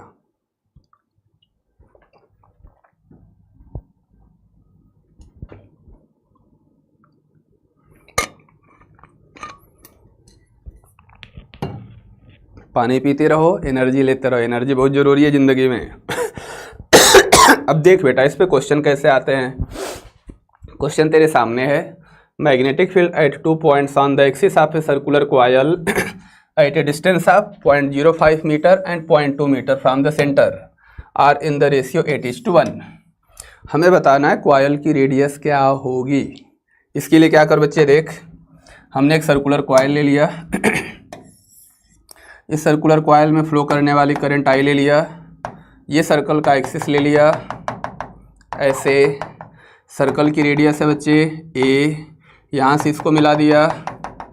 फर्स्ट केस में एंगल ले लिया θ1, ये डिस्टेंस x1 पहले केस में क्या दे रखा है 0.05। तो यहाँ पे मैग्नेटिक फील्ड निकाल लो V1 कितना होगा mu naught I upon 2r, मतलब a रेडियस a है, इंटू साइन क्यूब θ1। उसी तरीके से सेकेंड केस में ये सर्कुलर लूप ले लिया, यहाँ पे एक्सिस ले लिया। फटाफट देखो यार, यहाँ पे इसकी रेडियस a है, ये डिस्टेंस हमने x2 ले लिया। x2 कितना है 2 मीटर। यहाँ पे इसको ऐसे मिला दिया, x2 दे रखा है 0.2 मीटर, ये 0.2 मीटर है। यहाँ पे मैग्नेटिक फील्ड निकालो V2, तो V2 कितना हो गया mu naught I upon 2 radius a into sine cube θ2। यहाँ पे एंगल ले लिया θ2। दोनों का रेशियो दे रखा है 8:1 है। अगर हम V1/V2 की बात करें ना, तो V1/V2 दे रखा है बच्चे 8/1। तो V1 का मतलब साइन क्यूब, देखो म्यू नॉट I/2a, रेशियो लोगे तो कैंसिल हो जाएगा। यहाँ पे आएगा साइन क्यूब θ1, तो ऊपर आएगा साइन क्यूब θ1 अपॉन नीचे आएगा साइन क्यूब θ2। ये एंगल θ2 है, तो नीचे आ जाएगा साइन क्यूब θ2। ये कितना हो गया 8/1, 8:1 होगा, 8/1 होगा। तो 1/3 ले लो, तो साइन θ1 बाई साइन θ2 आ जाएगा। साइन θ1 बाई साइन θ2 कितना आ गया यार 2 आ गया। कितना आ गया 2। अब साइन थीटा 1 और साइन थीटा 2 की वैल्यू पुट कर दो। यहाँ से साइन थीटा 1 रखोगे तो साइन थीटा 1 क्या होगा, परपेंडिकुलर ए है, हाइपोटेनियस ये होगा, ये लेंथ कितनी होगी a square plus x1 square. तो साइन थीटा 1 की वैल्यू पुट करो a upon under root a square plus x1 square. उसी तरीके से साइन थीटा 2 रखो, साइन थीटा 2 यहाँ से रखेंगे, अगर यहाँ से साइन थीटा 2 रखोगे तो साइन थीटा 2 क्या होगा, perpendicular a upon hypotenuse a upon under root a square plus x2 square. अब यहाँ से साइन थीटा 1 और साइन थीटा 2 का रेशियो ले लो, इसको इससे डिवाइड कर दो तो ए से ये कैंसिल हो जाएगा। तो ये किसके बराबर होगा, under root a square plus x2 square upon a square plus x1 square. बस वैल्यू पुट कर दो, आंसर आ गया। x1 कितना है 0.05, x2 कितना पुट कर दो 0.2, यहाँ पे x1 x2 पुट करके सॉल्व कर लो, रेडियस आ जाती है 0.1 मीटर आती है ना, 0.1 मीटर रेडियस की वैल्यू आ जाएगी 0.1 मीटर। सॉल्व हो जाएगा ना, ठीक है। बहुत सारे बच्चों का आंसर है, अनुराग हो गया, लफी, ट्रिक, वर्कर 3, सही है बच्चे। चल अब आ जा नेक्स्ट क्वेश्चन पे। नेक्स्ट क्वेश्चन कहाँ गया, A circular loop of radius r is carrying current I. The ratio of magnetic field at the center of loop and at a distance r from the center of the loop is. ये सब question पूछे गए हैं JEE mains में और बहुत important question है और बहुत आसान है, बस हमें याद होनी चाहिए चीज़ें। देख बेटा, इसमें क्या है, सर्कुलर लूप है, सर्कुलर लूप की रेडियस कितनी है r, लूप में फ्लो करने वाले करंट I ले लो, ये सेंटर O है, इसके सेंटर O पे मैग्नेटिक फील्ड कितनी होगी mu naught I upon 2r हो गया। और इसके एक्सिस पे पूछा है, एक्सिस पे पॉइंट P है, इस पॉइंट P की डिस्टेंस भी r दे रखा है। तो अगर ये r है, ये r है, इसको इससे मिला दो, ये एंगल थीटा कितना होगा 45 डिग्री। थीटा कितना आ गया यार 45 डिग्री। तो अगर इसके पॉइंट P पे मैग्नेटिक फील्ड निकालना है, एक्सिस पे मैग्नेटिक फील्ड का formula mu naught I upon 2r into sine cube theta, यानी साइन क्यूब 45 डिग्री। दोनों का रेशियो ले लो, आंसर आ चुका है। हमसे पूछा है कि सेंटर पे magnetic field B naught upon point P पे मैग्नेटिक फील्ड BP, इसको इससे डिवाइड करना यार, mu naught I by 2r से mu naught I by 2r गया तो ऊपर 1 बचेगा, नीचे साइन क्यूब थीटा आएगा, तो नीचे आएगा मेरे बच्चे साइन क्यूब थीटा का मतलब 45 डिग्री, तो नीचे साइन क्यूब 45 डिग्री आ गया। डिवाइड करके देख लो, बस यहाँ वैल्यू पुट कर दो। अब साइन क्यूब 45 सॉल्व कर लोगे ना, सॉल्व करके देखना 2√2 आ जाएगा। साइन 45 1/√2 पुट कर दो तो आंसर आएगा C। ऐसे ही क्वेश्चन आते हैं आसान आसान, बस कॉन्फिडेंट रहो, सब हो जाएगा। एम्पियर्स सर्किटल लॉ, पता है एक पड़ाव पार कर लिया यहाँ पे मैग्नेटिक फील्ड के कैलकुलेशन का। एम्पियर्स लॉ क्या है एक बार ध्यान से समझो। समझने के लिए हमने क्या किया, ये एक प्लेन कंसीडर किया, ध्यान से समझना बच्चे, ठीक ना, ध्यान से समझना, ठीक है। बच्चों ने आग लगाना शुरू कर दिया, बहुत बढ़िया, ऐसे आग लगाते रहो, गर्मी कम नहीं होनी चाहिए, गर्मी कम नहीं होनी चाहिए, ठीक है। सर जी एक डाउट है, निधि बोल बच्चे जल्दी बोल, डाउट क्या है। चल अब आगे देखते हैं बेटा, एम्पियर्स सर्किटल लॉ क्या है। इसको समझने के लिए कई करंट कैरिंग वायर ले लो। हमने पहला करंट कैरिंग वायर लिया, इसमें current out of the plane ले लिया I1। एक दूसरा वायर कंसीडर किया, इस वायर में फ्लो करने वाले करंट I2 ले लिया। एक तीसरा वायर कंसीडर किया, इसमें फ्लो करने वाले करंट I3 ले लिया आउट ऑफ द प्लेन। एक चौथा वायर लिया मेरे बच्चे, इसमें करंट है इनटू द प्लेन, नाम I4 दे दिया। एक पांचवा वायर और कंसीडर किया, इसमें करंट ले लिया मेरे बच्चे out of the plane I5। Ampere's law समझने के लिए, जैसे गॉस लॉ को समझने के लिए क्लोज गॉसियन सरफेस लेते थे, वैसे एम्पियर्स लॉ को समझने के लिए मेरे बच्चे एक क्लोज एम्पीरियन लूप कंसीडर करते हैं। क्लोज एम्पीरियन लूप, तो यहाँ पे क्लोज एम्पीरियन लूप कंसीडर कर लो। हमने क्लोज एम्पीरियन लूप कंसीडर किया, इसको बोलते हैं एम्पीरियन लूप, क्लोज लूप लिया। कुछ करंट कैरिंग वायर इस लूप के अंदर हैं, कुछ वायर इस लूप के बाहर हैं, कुछ वायर मेरे बच्चे इस लूप के अंदर हैं, कुछ वायर इस लूप के बाहर हैं। I1, I2 और I3 अंदर, I4 और I5 बाहर। अब जितने भी करंट कैरिंग वायर हैं, एलिमेंट हैं, सब स्पेस में मैग्नेटिक फील्ड प्रोड्यूस कर रहे होंगे। तो सारे एलिमेंट की वजह से यहाँ भी मैग्नेटिक फील्ड प्रोड्यूस हो रही होगी, यहाँ भी मैग्नेटिक फील्ड प्रोड्यूस हो रही होगी। अब करते क्या है, लूप लेने के बाद लूप को एक सेंस दे दो। हमने लूप को बच्चे एक सेंस दे दिया, ऐसे लूप को सेंस दे दिया, लूप को सेंस दे दिया ऐसे। लूप के सेंस का क्या यूज है, इस सेंस का यूज करके हम करंट को पॉजिटिव और नेगेटिव होना डिसाइड करेंगे। करते क्या हैं, जो लूप को सेंस दिया है उसी सेंस में अपने फिंगर को कर्ल करो। जो हमने लूप को सेंस दिया है ना, उसी सेंस में मेरे बच्चे फिंगर को कर्ल करो। फिंगर को कर्ल करोगे तो थंब आएगा out of the plane, thumb आएगा आउट ऑफ द प्लेन। तो जो current out of the plane होगी वो पॉजिटिव और जो इसके अपोजिट होगी वो नेगेटिव। तो ध्यान से देखो, तो I1 और I3 out of the plane है, तो ये पॉजिटिव, I2 उसके अपोजिट है तो नेगेटिव।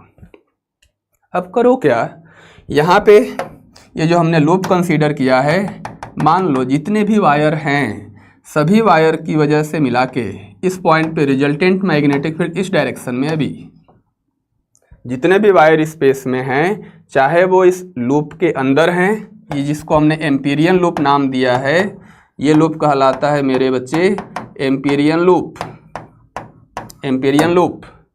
तो चाहे करंट कैरिंग वायर इसके अंदर हो या बाहर हो, सभी करंट कैरिंग एलिमेंट की वजह से मिला के, अंदर और बाहर सबका मिला के इस पॉइंट पे रिजल्टेंट मैग्नेटिक फील्ड बी है। और हमने लूप को ऐसा सेंस दिया है, तो लूप के एक स्मॉल एलिमेंट की लेंथ जो dl होगी वो टेंजेंशियल डायरेक्शन में लेंगे। तो लूप का एक स्मॉल एलिमेंट कंसीडर किया dl लेंथ का, उसकी डायरेक्शन टेंजेंट की डायरेक्शन में होगी ऐसे, और b और dl के बीच का एंगल ले लो, कुछ थीटा है। तो एम्पियर्स लॉ कहता है कि अगर b और dl दोनों का डॉट प्रोडक्ट लेते हो, b डॉट dl, और ये जो डॉट प्रोडक्ट है इस पूरे क्लोज लूप के लिए निकालते हो, अगर ये डॉट प्रोडक्ट पूरे क्लोज लूप के लिए निकालते हो ना, तो पूरे क्लोज लूप के लिए निकालने के लिए इसको इंटीग्रेट करना पड़ेगा।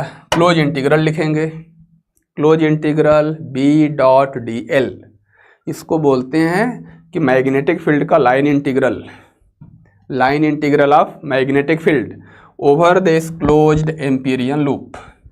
इसकी वैल्यू आती है मेरे बच्चे म्यू नॉट इंटू आई इन। ये एम्पियर्स लॉ है। मैग्नेटिक फील्ड उन सारे करंट कैरिंग कंडक्टर की वजह से मैग्नेटिक फील्ड है, जो अंदर हों या बाहर हों। Mu naught permeability of free space है। आई इन क्या है, एम्पीरियन लूप के अंदर की टोटल करंट। तो इस एग्जाम्पल में अगर टोटल करंट लिखोगे तो ये हो जाएगा I1 positive, I3 positive, I2 negative, तो आएगा मेरे बच्चे I1 minus I2 plus I3। इस वैल्यू का बाहर के करंट से कोई लेना देना नहीं है, ये कहलाता है एम्पियर्स लॉ। अब इसी एम्पियर्स लॉ का यूज करके अलग अलग सिचुएशन में मैग्नेटिक फील्ड का डेरिवेशन करते हैं। जैसे इनफाइनाइट लॉन्ग सिलेंडर हो गया, सिलेंडर भी दो तरह के, हॉलो और सॉलिड।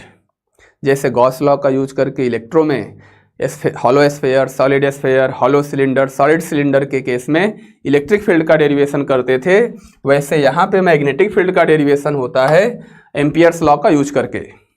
पहला केस तुम्हारे सामने है, magnetic field intensity due to current carrying infinite long hollow cylinder. ये हॉलो सिलेंडर है मेरे बच्चे, ऊपर जाएगा प्लस इनफाइनाइट तक, नीचे आएगा माइनस इनफाइनाइट तक। और हॉलो सिलेंडर है मतलब बीच में खोखला है, बीच में खाली है, बीच में हवा है। तो ये जो करंट है ना सिर्फ सरफेस पे है, जो करंट फ्लो कर रही है आई ना सिर्फ सरफेस पे। 3D व्यू है, देखना जरा, ये जो सर्कल वाला हिस्सा दिख रहा है ना, सिर्फ इसी सर्कल पे ही करंट है। तो सिलेंडर की सरफेस पे ही करंट है, जो सरफेस दिखाई दे रही है ना सरफेस पे।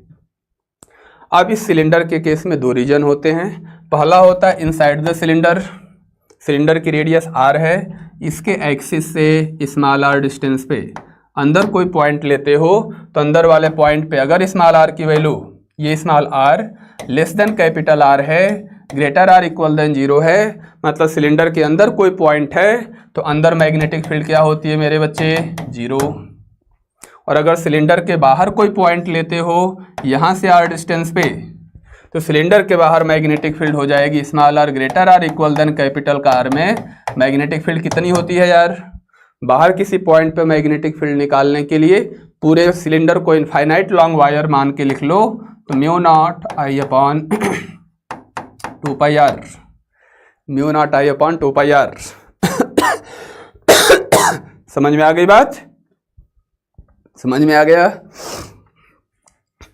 अब यहाँ पे अगर ग्राफ ड्रॉ करोगे तो ग्राफ भी पूछा जा चुका है। यहाँ पे आर ले लिया, यहाँ पे मैग्नेटिक फील्ड ले लिया, यहाँ पे ओरिजिन ले लिया, थोड़ी देर तक मैग्नेटिक फील्ड क्या होगी? 0। यहाँ पे small R equal to capital R हो गया, तो 0 से लेकर आर तक मैग्नेटिक फील्ड 0 होगी और उसके आगे की मैग्नेटिक फील्ड 1/r होगी, बी प्रोपोर्शनल टू 1/r, तो हाइपरबोलिक कर्व होगा, हाइपरबोलिक कर्व होगा। ठीक है, समझ में आ रहा है बच्चे? समझ में आ रहा है ना? एनर्जी मेंटेन है, एनर्जी मेंटेन, यस सर। चल बच्चे देख, तो हॉलो सिलेंडर का काम हो गया। वैसे सॉलिड सिलेंडर होता है इनफाइनाइट लॉन्ग सॉलिड सिलेंडर। अगर हम इनफाइनाइट लॉन्ग सॉलिड सिलेंडर की बात करें तो सॉलिड सिलेंडर में जो करंट होगी इसके पूरे वॉल्यूम में जा रही होगी, पूरे वॉल्यूम में करंट फ्लो करेगी, ऊपर प्लस इनफाइनाइट तक, नीचे माइनस इनफाइनाइट तक। यहाँ भी फिर से वही कहानी, 2 रीजन होंगे, एक होगा सॉलिड सिलेंडर के अंदर, दूसरा इसके बाहर। तो पहले इनसाइड की बात कर लेते हैं। इनसाइड की बात करोगे तो small R less than capital R greater R equal than 0। तो सॉलिड सिलेंडर के अंदर किसी पॉइंट पी पे जो मैग्नेटिक फील्ड होती है, ये मैग्नेटिक फील्ड आती है मेरे बच्चे b equal to mu naught by two j into r. J क्या होती है? Current density. यहाँ पे करंट डेंसिटी की वैल्यू क्या होगी? J equal to total current अगर आई है और टोटल रेडियस आर है तो area cross section pi are square. तो current density current upon cross sectional area pi are square, तो ये करंट डेंसिटी जे हो जाएगी। और दूसरा रीजन होता है, यानी कुल मिला जुला के बोल सकते हो कि जो इनसाइड मैग्नेटिक फील्ड है this is directly proportional to R, directly proportional to R होगी। और दूसरा जो रीजन है वो आउटसाइड का होगा, small R greater R equal than capital R में। फिर से बाहर किसी पॉइंट पे फील्ड निकालने के लिए पूरे सिलेंडर को इनफाइनाइट लॉन्ग वायर मान लो, पूरे सिलेंडर को मेरे बच्चे इनफाइनाइट लॉन्ग वायर मान लो। इनफाइनाइट लॉन्ग वायर मान के मैग्नेटिक फील्ड लिख लेना, तो mu naught I upon 2 pi R. इसका मतलब अगर आउटसाइड की बात करें तो ये जो मैग्नेटिक फील्ड V है this is proportional to 1/r। तो inside directly proportional to R होगी, outside inversely proportional to R होगी। तो अगर हमसे कोई बोले कि मैग्नेटिक फील्ड का ग्राफ ड्रॉ कर दो, तो y एक्सिस पे ले लिया मेरे बच्चे मैग्नेटिक फील्ड, x एक्सिस पे ले लिया स्मॉल r, x एक्सिस पे ले लिया स्मॉल r। तो ग्राफ क्या होगा? थोड़ी देर के लिए graph b proportional to r, तो straight line passing through origin, उसके बाद b प्रोपोर्शनल टू 1/r, यहाँ पे स्मॉल r रेडियस कैपिटल R के बराबर होगा, उसके आगे हाइपरबोलिक। ये ग्राफ आएगा मैग्नेटिक फील्ड का। ये ग्राफ सीखने समझने के बाद अब आते हैं बच्चे क्वेश्चन पे। तुम्हारे सामने क्वेश्चन है, जेईई मेंस में आया हुआ है, बस पढ़ना है। अगर पढ़ लिया समझ लिया तो आंसर बस टिक करना है। देख बच्चे क्या लिखा हुआ है, अ long straight wire of circular cross section radius A is carrying a steady current I. Long straight wire है मतलब इनफाइनाइट लॉन्ग वायर लेंगे, तो इनफाइनाइट लॉन्ग वायर वाला केस बन गया। और ये वायर सॉलिड होगा, सॉलिड, और इसके पूरे क्रॉस सेक्शन से करंट जा रहा है, तो सॉलिड वायर मान के काम करेंगे। The current I is uniformly distributed across this cross section, the magnetic field is, first case में 0 in the region r less than a. नहीं भाई, ये सॉलिड वायर है, सॉलिड सिलेंडर का केस है, तो r less than a. A क्या है? रेडियस है। आर लेस देन ए में इनसाइड की बात कर रहा है, इनसाइड मैग्नेटिक फील्ड 0 नहीं हो सकती, तो गलत, पहला गलत। बच्चों का आंसर भी आ चुका है। कौन सा आंसर है बच्चे? सी c c c c c c. दूसरा inversely proportional to r in the region, नहीं डायरेक्टली प्रोपोर्शनल होता है, आंसर सी होगा। Directly proportional to r in the region less than a मतलब inside, and inversely proportional to r in the region outside. वही जो हमने result सीखा है, यही आंसर है। तो ऐसे ही क्वेश्चन आते हैं, बस तुम्हें रिजल्ट याद रखना है। जो हमने रिजल्ट सीखा है पिछले केस में, यही वाला तो था, इनसाइड आर के प्रोपोर्शनल, आउटसाइड 1/r के प्रोपोर्शनल। बस टिक कर दो, आगे बढ़ जाओ, टिक करके आगे बढ़ जाओ। तो इनसाइड आर के प्रोपोर्शनल और आउटसाइड 1/r के प्रोपोर्शनल। अब आ जाओ नेक्स्ट क्वेश्चन पे। नेक्स्ट क्वेश्चन ये देखो जरा, अगला क्वेश्चन देखो। In a coaxial straight cable central conductor and the outer conductor carry equal currents in opposite direction. Equal and opposite current है, equal and opposite current. Magnetic field zero कहाँ होगी? Magnetic field zero कहाँ होगी? जल्दी से बता दो, जल्दी से बता दो, जल्दी से। सर सी c c c c c सी। बहुत बढ़िया बच्चे, सी सी सी सी सी सी। ये फोड़ने वाले सी सी नहीं, ऑप्शन सी आउटसाइड। वही ये डायग्राम बनाना चाहो। अब इसमें मैं क्या समझाऊं यार, तुमको तो आंसर ऐसे ही आ चुका है। इसमें current out of the plane और बाहर एक और कंडक्टर ले लो, इसमें करंट इनटू द प्लेन, इसमें करंट इनटू द प्लेन, और दोनों में करंट इक्वल एंड अपोजिट है। तो नेट मैग्नेटिक फील्ड कहाँ जीरो होगी? इसके एक्सिस से बाहर, यहाँ पे μ0I/2πr। यहाँ पे बाहर लोगे तो नेट अंदर की करंट जीरो हो जाएगी, तो मैग्नेटिक फील्ड जीरो आएगी आउटसाइड द केबल। अब इसमें मुझे क्या समझाना, बस याद होना चाहिए, ठीक है ना। चल अब आते हैं नेक्स्ट क्वेश्चन पे। नेक्स्ट क्वेश्चन देख यार, ये देखो भाई, a long straight wire of radius a carries a steady current I, current is uniformly distributed across its cross section, मतलब infinite long solid cylinder. Infinite long solid cylinder का case है। Ratio of magnetic field at a/2, a/2 का मतलब अंदर वाला point, तो magnetic field क्या होगी? μ0/2 j इंटू r, r का मतलब a/2, a/2। और दूसरा 2a का मतलब बाहर वाला पॉइंट, तो b2।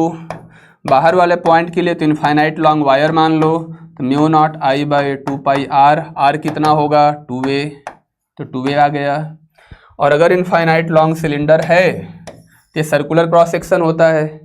इस सर्कुलर क्रॉस सेक्शन से फ्लो करने वाली टोटल करंट अगर लिखोगे तो करंट डेंसिटी J क्या होती है? I/πr²। R का मतलब पाई का स्क्वायर। यहाँ से अगर I की वैल्यू निकालो तो I कितना होगा? J into πa²। ये सब आज ही करंट इलेक्ट्रिसिटी में पढ़ा है, मुझे पता है, सर ने पढ़ाया है, ठीक है ना। और आज शुरू से पढ़ते आ रहे हैं, बहुत बढ़िया बच्चे। अब देख, μ0 इंटू आई की वैल्यू पुट कर, यहाँ से आई क्या है? J into πa²। तो आई की जगह जब तुम पुट करेगा तो ये आएगा मेरे बच्चे J इंटू πa² अपॉन में 2π और 2a मिलके 4πa। तो पाई से पाई गया, एक a से एक a भी गया, ये कितना आ गया? μ0 इंटू J इंटू a/4। बस पूछा है b1/b2 बताओ, b1/b2। तो b1 को b2 से डिवाइड कर दो। ध्यान से देखो तो दोनों का मैग्नीट्यूड सेम ही तो है। जब दोनों का मैग्नीट्यूड सेम है तो रेशियो क्या आएगा? 1/1, यानी 1:1, 1:1 रेशियो आएगा। ये आंसर है, ये आंसर है। समझ में आई बात? और अगर ये बात तुझे समझ में आ गई तो जरा नेक्स्ट क्वेश्चन देखना यार। नेक्स्ट क्वेश्चन देख जरा, ये भी PYQ में आया हुआ है, जे मेंस में आया हुआ। As it is question, as it is question. Long straight wire of radius से carries current I, ratio of magnetic field to the wire a/3 और 2a हो गया। तो पिछले केस में जो a/3 था, इस केस में क्या हो जाएगा? a/2। पिछले केस में जो a/3 था, इस केस में क्या हो जाएगा? a/2 की जगह a/3। तो बस अब मुझे कुछ नहीं करना, मुझे कुछ नहीं करना। a/2 की जगह यहाँ पे क्या पुट कर देना? a/3, a/3। बाकी सब डिवाइड करके देख लेना, सॉल्व हो जाएगा ना। अब ये मैं क्या बताऊँ, ठीक ना। अब आ जाओ बच्चे नेक्स्ट क्वेश्चन पे। नेक्स्ट क्वेश्चन, नेक्स्ट क्या है? Long solenoid. ये भी पता है सोलिनॉइड वाला केस बहुत इंपॉर्टेंट है। सिंपल सा फार्मूला है और इसी फार्मूले पे बेस्ड डायरेक्ट क्वेश्चन पूछे जाते हैं। सॉलिनॉइड भी one of the most important case है मैग्नेटिज्म में। कैलकुलेशन का मैग्नेटिक फील्ड का डायरेक्ट क्वेश्चन आता है, डायरेक्ट फ्री का होता है, फोकट का होता है। बस याद कर, लिख, आंसर ले, 4 नंबर फोकट का उठा, आगे बढ़ जाए। ठीक है। अब सॉलिनॉइड होती क्या है, एक पाइप लिया सिलेंडर, उसके ऊपर तार लपेट दो। सिलेंडर के ऊपर तार लपेट दोगे तो सॉलिनॉइड बन जाएगा। तो सिलेंडर के ऊपर लपेट दिया मेरे बच्चे तार को लपेट दे यार। तार को जब लपेट देगा तो सॉलिनॉइड बनेगी। और सॉलिनॉइड के अंदर बाहर तो मैग्नेटिक फील्ड 0 होती है, पता है तुझे। एक्सिस के लॉन्ग मैग्नेटिक फील्ड आती है और इस मैग्नेटिक फील्ड की वैल्यू होती है μ0 n/I, infinite long solenoid. Infinite long मेरे बच्चे सॉलिनॉइड। बहुत बढ़िया, ऐसे ही प्यार जताते रहो, दिल बनाते रहो, आग लगाते रहो। बहुत बढ़िया बच्चे। रेड हार्ट मिलते रहना चाहिए, बच्चों का प्यार मिलते रहना चाहिए, मुस्कुराहट के साथ साथ, और आग लगती रहनी चाहिए, एनर्जी मेंटेन रहनी चाहिए, गर्मी होनी चाहिए। ठीक है। अब देख यार, इसका यूज करके डायरेक्ट क्वेश्चन आता है, डायरेक्ट आता है। देख जरा क्वेश्चन क्या है, तुम्हारे सामने है, आंसर निकाल जल्दी से फटाफट। बहुत बढ़िया बच्चे, बहुत बढ़िया, बहुत बढ़िया। एक बच्चा कह रहा सर वो दिल किसी और के लिए बना रहा है। अबे तुम्हारा दिल मेरे लिए होना चाहिए, अभी किसी और के लिए नहीं है। हमारे लिए, एग्जाम के लिए, जेईई मेन के लिए। किसी और के लिए दिल को बाद में बचा के रखना। ठीक है। चल इसका आंसर निकाल बच्चे, आंसर निकाल। A long solenoid is formed by winding 70 turns per centimeter। तो number of turns per unit length क्या है, 70 पर सेंटीमीटर है। करंट की वैल्यू 2 एम्पियर है। तो पूछा है कि मैग्नेटिक फील्ड बताओ। तो मैग्नेटिक फील्ड क्या होती है यार, μ0 n/I। μ0 की वैल्यू पुट करो 4 pi into 10⁻⁻7 into number of turns per unit length. Number of turns per unit length 70 है, लेकिन पर सेंटीमीटर है, पर सेंटीमीटर, तो पर मीटर बना तो 10⁻⁻2। तो ये पर मीटर होगा। SI सिस्टम में डेटा रखना है यार। करंट की वैल्यू मेरे बच्चे 2 एम्पियर है। सॉल्व कर ले, आंसर आ गया। सॉल्व कर, आंसर आ गया 4। हाँ, यहाँ पे पाई की वैल्यू ना 22/7 रख देना, 22/7। उससे फ़ायदा क्या होगा, 70 है तो कैंसिल होगा, इंटू 7 इंटू 2 इंटू ऊपर देख यार, ये 10⁴। अब तो कैलकुलेट कर लोगे ना यार। 7 से 7 गया, 22 × 8 176 इंटू 10⁻⁻6। सही है ना। चल बच्चे, अब आते हैं नेक्स्ट क्वेश्चन पे। नेक्स्ट क्वेश्चन देख जरा। सॉलिनॉइड पे तो ऐसे ही आसान क्वेश्चन आते हैं। क्वेश्चन और तुम्हारे सामने, ये भी PYQ है। यहाँ PYQ लिखना भले भूल गया, PYQ है, पूछा हुआ है। बहुत बढ़िया। ऐसे ही बच्चों के रेड रेड दिल दिखते रहने चाहिए, ऐसे ही प्यार मिलते रहना चाहिए। सब तुम्हारे प्यार की वजह से ही तो चल रहा है। बच्चों का भरोसा, बच्चों का विश्वास, बच्चों का प्यार, उसी वजह से मैं यहाँ आज खड़ा हूँ। ठीक है ना। बच्चों के प्यार ने ही मुझे यहाँ पे खड़ा कर रखा है। ठीक है, नहीं तो बाकी दुनिया तो सो रही है। ठीक, चल देख बच्चे। A long solenoid carrying a current produces a magnetic field B along its axis. तो बी कितना होगा यार, μ0 n/I। लॉन्ग सोलेनॉइड है, बी कितना हो गया, μ0 n/I। आ गया आंसर। इतने आंसर आ रहे हैं, इतने फास्ट कि मैं नाम भी नहीं पढ़ पा रहा हूँ। सब बच्चों के आंसर सही है, मैक्सिमम के जो भी मैं देख पा रहा हूँ। दूसरे केस में क्या पूछा है कि बी डैश बताओ कब।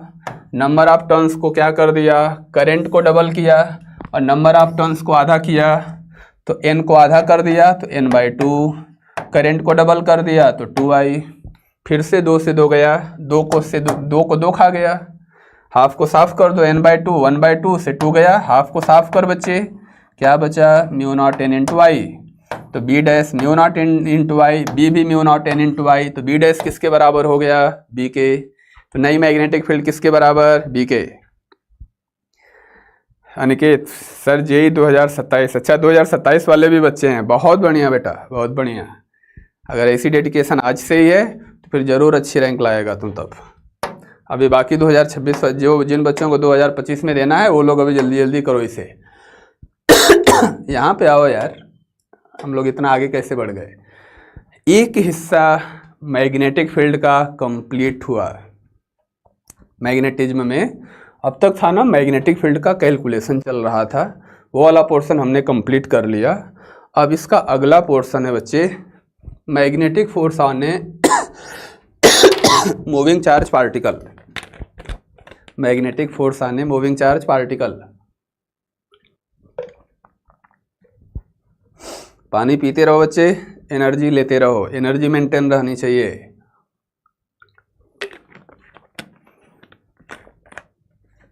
मैं बच्चों से हमेशा बोलता हूँ, आज के टाइम पे बस दो ही चीज़ों पे अभी प्रेजेंट में फोकस करना, अपनी पढ़ाई और अपनी हेल्थ।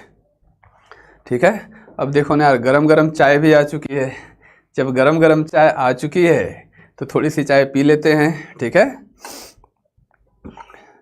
दो चीज़ों पे फोकस रखना, एक तो अपनी हेल्थ पे, दूसरा अपनी पढ़ाई पे। बाकी दुनिया जाए भाड़ में, कोई फ़र्क नहीं पड़ता। मेहनत करेंगे, जेईई में अच्छी रैंक लाएंगे, अपने आप दुनिया पूछेगी। ठीक है। आहा, ऐसे मौसम में गरम गरम चाय मिल जाए इसका मज़ा ही क्या है। ठीक ना। चल, लेकिन बच्चों को मैं ज़्यादा इंतज़ार नहीं करवाऊंगा। चाय अच्छी है मगर बच्चों से अच्छी नहीं है। चल, थोड़ा पढ़ते भी हैं। देख बच्चे, नहीं तो कह रहे हैं कि सर अपने तो चाय पी रहे हो और हमें ललचा रहे हो, हम ऐसे ही बैठे हुए हैं। चल यार, magnetic force on a moving charge particle, जैसे इलेक्ट्रोस्टैटिक्स में होता है ना, इलेक्ट्रिक फील्ड का कैलकुलेशन पढ़ने के बाद इलेक्ट्रिक फील्ड की वजह से चार्ज पार्टिकल पे इलेक्ट्रिक फोर्स आता है। उसी तरीके से मैग्नेटिज्म में भी जो मूविंग चार्ज पार्टिकल है, करंट कैरिंग वायर है, वायर में फ्लो करने वाली करंट है, इसकी वजह से मैग्नेटिक फील्ड कैलकुलेट कर लिया। अब उस मैग्नेटिक फील्ड के अंदर अगर किसी चार्ज पार्टिकल को मूव कराओगे तो उस मैग्नेटिक फील्ड की वजह से उस चार्ज पार्टिकल पे मैग्नेटिक फोर्स लगता है और उस फोर्स की वैल्यू आती है मेरे बच्चे Q into V cross B. Q into V cross B. अगर कोई बोले कि इस फोर्स का मैग्नीट्यूड बताओ तो फोर्स का मैग्नीट्यूड हो जाएगा बच्चे Q into V into B into sine theta.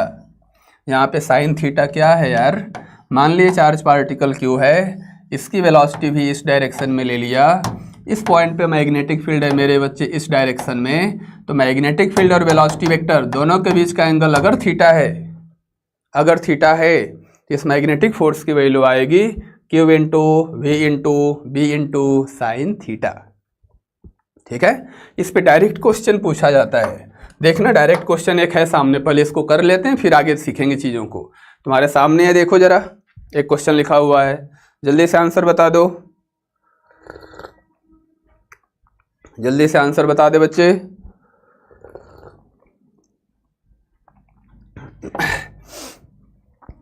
यहाँ पे क्या है, चार्ज पार्टिकल, चार्ज दे रखा है 1 माइक्रोकूलम, वेलोसिटी दे रखा है ये है, मैग्नेटिक फील्ड दे रखा है इतना टेस्ला है, पूछा है फोर्स बताओ, और फोर्स है F इंटू 10⁻⁹, तो F की वैल्यू पूछा है। सीधा सीधा फार्मूले में वैल्यू पुट कर दे बच्चे, F इक्वल टू होता है Q into V cross B. V cross B, Q कितना है 1 माइक्रोकूलम, तो 10⁻⁻6 इंटू वी, वेलोसिटी वेक्टर यहाँ पे लिखो 2i cap plus 3j cap plus 4k cap. ये है मेरे बच्चे 2i cap plus 3j cap plus है 4k cap cross magnetic field. Magnetic field कितना है यार, ये है तेरे सामने, देख जरा, 5i cap plus 3j cap minus में आएगा मेरे बच्चे 6k कैप इंटू 10⁻⁻3 है, तो लास्ट में 10⁻⁻3। तो देख यार, 10⁻⁻6 ये है, 10⁻⁻3 ये है, ये दोनों मिलके 10⁻⁹ आ जाएगा। ये हो जाएगा 10⁻⁹ इंटू इन दोनों का क्रॉस प्रोडक्ट, इन दोनों वेक्टर का क्रॉस प्रोडक्ट। अब हमें 10⁻⁹ तो किनारे दे रखा है, इसको किनारे कर दिया। ये जो वेक्टर है जाएगा वो क्या होगा, इन दोनों का क्रॉस प्रोडक्ट आएगा, तो निकाल लो भाई आंसर होगा। तो ये हो जाएगा बच्चे 10⁻⁻⁹। दो वेक्टर का क्रॉस प्रोडक्ट लिखना आता है ना, लिखना आता है ना, डिटर्मिनेंट के फॉर्म में लिख लो। तो यहाँ पे आई कैप, यहाँ पे जे कैप, यहाँ पे के कैप, के कैप हो गया। यहाँ पे पहले वेक्टर में आई कैप के साथ 2 है तो 2, यहाँ पे 3 है तो 3, यहाँ पे 4 है तो 4।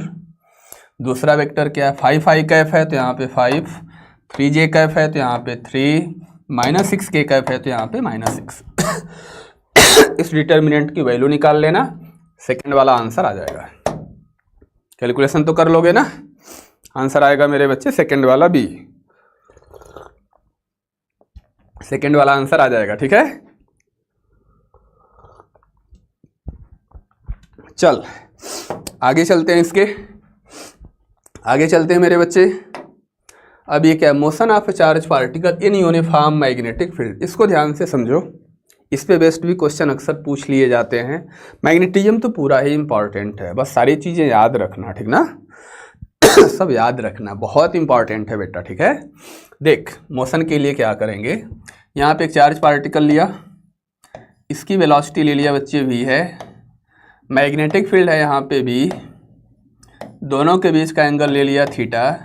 जो मैग्नेटिक फोर्स होता है F, वेक्टर फॉर्म में आता है Q into V cross B, ये आता है मेरे बच्चे Q into V cross B, ये मैग्नेटिक फोर्स आ गया।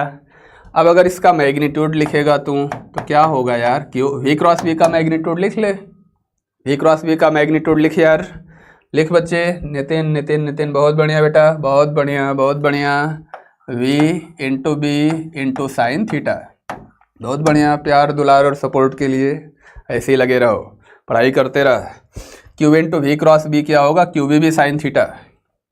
अब इसमें पता है 3 केस बनते हैं, तीन का अगर ढंग से बात करें तो 4। फर्स्ट केस की बात करते हैं। फर्स्ट केस मान लो यार थीटा 0 है, थीटा 0 ले लिया। थीटा 0 का मतलब मैग्नेटिक फील्ड और वेलोसिटी वेक्टर दोनों के बीच का एंगल 0, मतलब दोनों की डायरेक्शन सेम।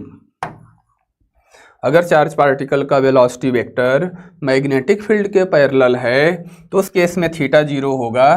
थीटा 0 तो साइन थीटा भी 0, साइन थीटा 0 तो फोर्स की वैल्यू भी 0, फोर्स 0 तो एक्सेलरेशन 0, एक्सेलरेशन 0 तो पार्टिकल का वेलोसिटी वेक्टर कांस्टेंट। और अगर पार्टिकल का वेलोसिटी वेक्टर कांस्टेंट है तो पाथ क्या होगा मेरे बच्चे, स्ट्रेट लाइन। अगर पार्टिकल का वेलोसिटी वेक्टर कांस्टेंट है तो पाथ क्या होगा, स्ट्रेट लाइन, तो स्ट्रेट लाइन हो जाएगा। सेकेंड केस की बात करते हैं। थीटा को 180 ले लो, थीटा को 180 लेने का मतलब अगर मैग्नेटिक फील्ड आगे है तो वेलोसिटी वेक्टर उसके अपोजिट होगा पीछे, उस केस में थीटा आएगा 180 डिग्री। ठीक है, इस केस में अगर फोर्स की वैल्यू लिखेंगे तो Q into V into sine theta यानी साइन 180, साइन 180 फिर से 0 हो जाएगा। तो फोर्स 0 तो पार्टिकल का एक्सेलरेशन 0, एक्सेलरेशन 0 तो पार्टिकल का वेलोसिटी वेक्टर कांस्टेंट। और अगर वेलोसिटी वेक्टर कांस्टेंट हो गया तो पाथ क्या होगा यार, स्ट्रेट लाइन। पाथ क्या होगा, स्ट्रेट लाइन। पाथ क्या होगा, स्ट्रेट लाइन। स्ट्रेट लाइन आएगा। थर्ड केस है बहुत इंपॉर्टेंट, थर्ड केस है मेरे बच्चे बहुत इंपॉर्टेंट, यहीं से अक्सर सवाल आए हैं, पूछे गए हैं। 90 डिग्री, 90 डिग्री वाला केस समझने के लिए क्या करना, स्पेस में मैग्नेटिक फील्ड ले लो, मैग्नेटिक फील्ड को क्रॉस से दिखा दिया, मैग्नेटिक फील्ड को दिखा दिया मेरे बच्चे क्रॉस से। पूरे स्पेस में मैग्नेटिक फील्ड यूनिफॉर्म है, बी ले लिया, मैग्नेटिक फील्ड को बी ले लिया। ठीक है, अब यहाँ पे हमने एक चार्ज पार्टिकल लिया, चार्ज पार्टिकल लिया प्लस क्यू। इस चार्ज पार्टिकल को हमने वी वेलोसिटी से ऐसे प्रोजेक्ट किया, वेलोसिटी वेक्टर इधर है, magnetic field into the plane है, तो मैग्नेटिक फील्ड और वेलोसिटी वेक्टर, मैग्नेटिक फील्ड और वेलोसिटी वेक्टर दोनों आपस में परपेंडिकुलर हैं, तो दोनों के बीच का एंगल क्या होगा मेरे बच्चे, 90 डिग्री। इस केस में पता है पाथ क्या होता है, circle circle circle circle circle. बहुत सारे बच्चों को पता है कि हाँ सर सर्कल होगा। तो फोर्स की अगर डायरेक्शन एक बार निकालो तो Q into V cross B, velocity की डायरेक्शन में फिंगर, मैग्नेटिक फील्ड अंदर, थंब ऊपर जाएगा तो इस डायरेक्शन में लगता है फोर्स और पार्टिकल घूम जाता है सर्कल में। पाथ सर्कुलर होता है। और ये जो मैग्नेटिक फोर्स आता है एफ, इस एफ की वैल्यू होती है बच्चे Q into V into B into sine theta, theta 90 है तो साइन 90 बन जाएगा 1, साइन 90 बनेगा मेरे बच्चे 1। तो फोर्स की वैल्यू आ जाएगी यार Q into V into B. और पता है यही फोर्स सेंट्रीपिटल फोर्स का काम करता है, यही फोर्स मेरे बच्चे सेंट्रीपिटल फोर्स का काम करता है। तो फोर्स को लिखना मास इंटू सेंट्रीपिटल एक्सेलरेशन यानी v²/r equal to Q into V into B. यहाँ से सॉल्व करो तो सर्कुलर पाथ की रेडियस आती है mv/qb, सर्कुलर पाथ की रेडियस आती है mv/qb। m इंटू वी को मोमेंटम भी बोल सकते हो, तो पार्टिकल का मोमेंटम p लेते हो तो p/qb। और पार्टिकल की बात हो रही है तो अगर इस पार्टिकल की काइनेटिक एनर्जी लिखते हो तो पार्टिकल की काइनेटिक एनर्जी या तो हाफ mv² लिखो या p²/2m लिखो, बात एक ही है। तो काइनेटिक एनर्जी को दूसरे फॉर्म में लिख लिया मेरे बच्चे p²/2m। सर आपका प्रॉमिस याद है ना, रैंक लाने पे ज्ञान। हाँ भाई, कुछ बच्चे मुझे प्रॉमिस याद दिला रहे हैं। मुझे याद है बेटा, याद है, मैंने क्लास में प्रॉमिस किया हुआ है। कुछ बच्चों ने बोला था कि सर आप अपना आईपैड दोगे क्या, मैंने क्लास में प्रॉमिस किया था कि हाँ जो रैंक लाएगा 100, अंडर 500, अंडर 1000 उसको मेरा आईपैड मिलेगा। प्रॉमिस किया हूँ, मुझे याद है, ठीक ना, याद है, मेरे बच्चे लाएंगे। क्लास में मैंने बोला था, याद है बेटा, याद है। बस तुम तो मेहनत करता जा, रैंक ला, मिलेंगे, पार्टी करेंगे, तुम्हारी रैंक का सेलिब्रेशन करेंगे और मेरा गिफ्ट तुझे मिलेगा, ठीक है, आईपैड मिलेगा गिफ्ट में। तुम तो बस मेहनत करते जाओ। देख बेटा k इक्वल टू p²/2m है, बच्चों को सब याद रहता है, ठीक ना, मुझे भी याद है, मुझे भी याद है। बच्चों के अलावा कुछ याद नहीं रहता मुझे, बच्चे याद रहते हैं, बच्चों के साथ सारी बातें याद रहती हैं, ठीक। प्रॉमिस भी मुझे याद है, k इक्वल टू p²/2m होगा। यहाँ से p की वैल्यू निकाल जरा, p की वैल्यू क्या होगी बच्चे, √2km, ये p आ गया।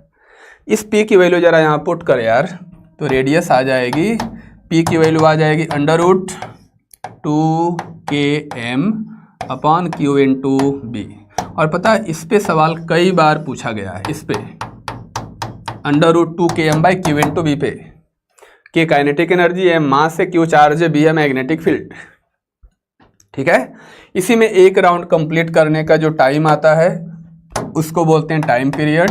t की वैल्यू आती है 2πm/q इंटू बी। इस पे बेस्ड क्वेश्चन कई बार आ चुका है, कई बार आ चुका है, तो क्वेश्चन बिना सॉल्व किए हम आगे बढ़ जाएं ऐसा पॉसिबल ही नहीं है।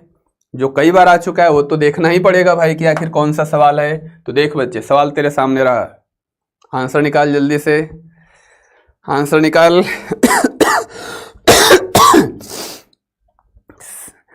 सर सबको 99 परसेंटाइल मिलेंगे, बहुत बढ़िया बेटा, सब लो लाओ, जो जो रैंक लाएगा सबको मिलेगा, ठीक है, सबको मिलेगा आईपैड। रैंक लाओ तुम, मैं आईपैड देने के लिए तैयार हूँ, खुशी खुशी।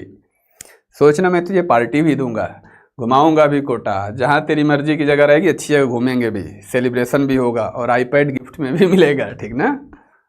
चल इसका आंसर निकाल जल्दी से। A proton, a neutron and an alpha particle with same kinetic energy enter into a uniform magnetic field at right angle ratio of radius of circular path। तो अभी रेडियस का फार्मूला क्या सीखा था यार, रेडियस का फार्मूला क्या सीखा था मेरे बच्चे, √2km √2km/q इंटू बी। अब देखना जरा, k काइनेटिक एनर्जी है सबकी सेम, मैग्नेटिक फील्ड सबके लिए सेम, तो रेडियस किसके प्रोपोर्शनल होगी, ऊपर बचेगा √m और नीचे बचेगा चार्ज, तो √m/चार्ज की प्रोपोर्शनल होगी रेडियस। अब यहाँ से रेडियस का रेशियो लिखो, किसका किसका लिखना है, पहले प्रोटॉन है तो रेडियस ऑफ प्रोटॉन, फिर रेडियस ऑफ न्यूट्रॉन, फिर radius of alpha particle equal to, proton के लिए ऊपर √m है, नीचे q है, तो प्रोटॉन का मास मान लो m है, तो ऊपर √m, प्रोटॉन का चार्ज e, तो e is 2। आगे न्यूट्रॉन है तो न्यूट्रॉन का मास प्रोटॉन के मास का डबल होगा, तो m की जगह 2m आ जाएगा, तो √2m। और न्यूट्रॉन का चार्ज प्रोटॉन के चार्ज के बराबर होता है, तो E। लास्ट में कौन आया यार, लास्ट में कौन है, अल्फा पार्टिकल। तो अल्फा पार्टिकल का मास इनके मास का 4 टाइम्स हो जाएगा, 2He4 होता है, तो m की जगह 4m होगा। और अल्फा पार्टिकल का चार्ज 2E होता है, तो यहाँ पे आएगा 2E। 2E सॉल्व कर लो, आ गया आंसर। ये क्या होगा, √m/e √m/e √m/e गया, तो यहाँ पे बचा 1:2, यहाँ पे बचा √2:2, यहाँ पे 2/2 1, तो आंसर होगा लास्ट वाला 1:2 √2:1। समझ में आई कहानी, समझ में आ गई मेरे बच्चे। चल अब आते हैं नेक्स्ट पे। नेक्स्ट पे देख, magnetic force on A current carrying wire kept in magnetic field. अब कुछ पॉइंट हैं जिनको बस याद कर लो, थ्योरेटिकली पूछ लेते हैं तो बस रिजल्ट याद होना चाहिए। अगर कोई वायर है, अगर स्ट्रेट वायर है, स्ट्रेट वायर में फ्लो करने वाली करंट I है, और अगर मैग्नेटिक फील्ड यूनिफॉर्म है, तो मैग्नेटिक फील्ड की वजह से इस स्ट्रेट वायर पे लगने वाला फोर्स होता है I × L × B। मैग्नीट्यूड लिखोगे तो I × L × B × sin theta. मेरे हिसाब से ये बात तुमको पता है, कोई नई चीज़ नहीं है। कोई भी अगर आर्बिट्रेरी शेप का वायर है, ठीक है, और इस वायर में फ्लो करने वाली करंट I है, यूनिफॉर्म मैग्नेटिक फील्ड है, मैग्नेटिक फील्ड यूनिफॉर्म। अगर हमसे कोई पूछे कि इस आर्बिट्रेरी शेप के वायर पे मैग्नेटिक फोर्स बता दो, तो क्या करते हैं मेरे बच्चे, दोनों एंड पॉइंट को मिला देते हैं, दोनों एंड पॉइंट के बीच में एक स्ट्रेट वायर मान लेते हैं, इस स्ट्रेट वायर पे फोर्स निकाल लेते हैं, वही फोर्स एक्चुअल में इस वायर पे आ जाता है। और इसी का यूज करके इसका कंक्लूजन ये है कि अगर कोई क्लोज करंट कैरिंग लूप ले लिया, क्लोज करंट कैरिंग लूप ले लिया, इसे एक मैग्नेटिक फील्ड में रख दिया, और अगर ये मैग्नेटिक फील्ड यूनिफॉर्म है, इस मैग्नेटिक फील्ड की वजह से इस लूप पे लगने वाला नेट फोर्स क्या आता है, 0। नेट फोर्स क्या आता है, 0। नेट फोर्स क्या आएगा मेरे बच्चे, 0। तो यूनिफॉर्म मैग्नेटिक फील्ड में क्लोज करंट कैरिंग वायर पे net magnetic force 0। Arbitrary shape के वायर पे निकालना हो तो एंड पॉइंट को मिला के स्ट्रेट वायर मान के उस पर फोर्स निकाल लो। स्ट्रेट वायर पे तो ILB sin थीटा होता ही है, ठीक है। इसके अलावा एक चीज़ और भी है, मान लो 2 पैरेलल वायर हैं, ये जो बताया वो सब थ्योरेटिकल पॉइंट है, उसको याद रखना, ठीक ना। यहाँ पे भी magnetic force between 2 current carrying wires, ये भी रिजल्ट है, डायरेक्ट रिजल्ट भी पूछा गया है, पूछा जाता है, बस तुमको याद होना चाहिए। 2 करंट कैरिंग पैरेलल वायर हैं, पहले वाले में करंट I1 है, दूसरे वाले में करंट I2 है। दोनों वायर मेरे बच्चे इनफाइनाइट लॉन्ग हैं, दोनों इनफाइनाइट लॉन्ग हैं, दोनों के बीच का सेपरेशन D है। जब दोनों वायर में करंट का सेंस सेम होता है, जब दोनों वायर में करंट का सेंस सेम होता है, तो दोनों के बीच में अट्रैक्शन होता है, ये दोनों एक दूसरे पे अट्रैक्टिव फोर्स लगाते हैं। और जब दोनों वायर में करंट का सेंस अपोजिट होता है, तो ये दोनों वायर एक दूसरे पे रिपल्सिव फोर्स लगा रहे होते हैं। इस सिचुएशन में दोनों वायर के बीच में लगने वाले फोर्स का नेचर रिपल्सिव होता है, एक दूसरे से अवे फोर्स लगा रहे होते हैं, एक दूसरे से अवे। और फोर्स पर यूनिट लेंथ का जो फार्मूला आता है, फोर्स पर यूनिट लेंथ होता है मेरे बच्चे F/L = μ0 I1 × I2 अपॉन में 2πd। जो फोर्स पर यूनिट लेंथ आता है μ0 I1 I2 अपॉन 2πd, ये आता है, ठीक है। याद रखना, करंट का सेंस सेम तो फोर्स का नेचर अट्रैक्टिव, करंट का सेंस अपोजिट तो फोर्स का नेचर रिपल्सिव। इलेक्ट्रो का जस्ट अपोजिट है, इलेक्ट्रो में जब चार्ज का नेचर सेम होता है तो रिपल्सन होता है, यहाँ पे करंट का सेंस सेम होने पे अट्रैक्शन है, और करंट का सेंस अपोजिट होने पे रिपल्सन है। तो रिजल्ट है, यही क्वेश्चन है, याद भी रखना है। अगर दोनों वायर की करंट को डबल कर दें तो 2 और 2 मिलके फोर्स 4 गुना हो जाएगा, डिस्टेंस को आधा कर दें तो फोर्स डबल हो जाएगा, यही क्वेश्चन है, ठीक है। अब आते हैं बच्चे आगे, मैग्नेटिक मोमेंट और magnetic dipole moment of a loop. मान लो अपने पास एक करंट कैरिंग लूप है, करंट कैरिंग लूप है बच्चे, एक करंट कैरिंग लूप ले लिया, इसमें फ्लो करने वाली करंट I ले लिया, तो इस करंट कैरिंग लूप को मैग्नेटिक डाइपोल के नाम से भी जाना जाता है। जैसे इलेक्ट्रोस्टैटिक्स में इलेक्ट्रिक डाइपोल होता था, वैसे मैग्नेटिज्म में मैग्नेटिक डाइपोल होता है। और अगर करंट कैरिंग सर्कुलर लूप है या कोई भी शेप का लूप है, क्लोज लूप होना चाहिए, तो उसको हम मैग्नेटिक डाइपोल भी बोलते हैं। यहाँ पे डिफाइन किया गया है मैग्नेटिक डाइपोल मोमेंट। और जो मैग्नेटिक डाइपोल मोमेंट है वो एक वेक्टर क्वांटिटी होती है। तो फिर बात आती है उसकी डायरेक्शन बताओ। तो डायरेक्शन के लिए क्या करना, जिस सेंस में करंट फ्लो कर रही है उस सेंस में फिंगर्स को कर्ल कर देना। थंब जिधर आएगा उस डायरेक्शन में लेंगे मेरे बच्चे मैग्नेटिक डाइपोल मोमेंट m। ये m की डायरेक्शन हो गई। ये तो डायरेक्शन की कहानी थी। अब डायरेक्शन आ गई तो बात आती है मैग्नीट्यूड बताओ। तो मैग्नेटिक डाइपोल मोमेंट का मैग्नीट्यूड होता है NIA। n का मतलब total number of turns, I का मतलब लूप में फ्लो करने वाली करंट, A का मतलब लूप की एरिया। अगर इस एग्जाम्पल में ये लूप हमारा सर्कुलर है, इस सर्कुलर लूप की रेडियस अगर A लेते हो तो NI एरिया को लिख लेना पाई आर स्क्वायर यानी पाई ए स्क्वायर। ये आएगा मैग्नेटिक डाइपोल मोमेंट।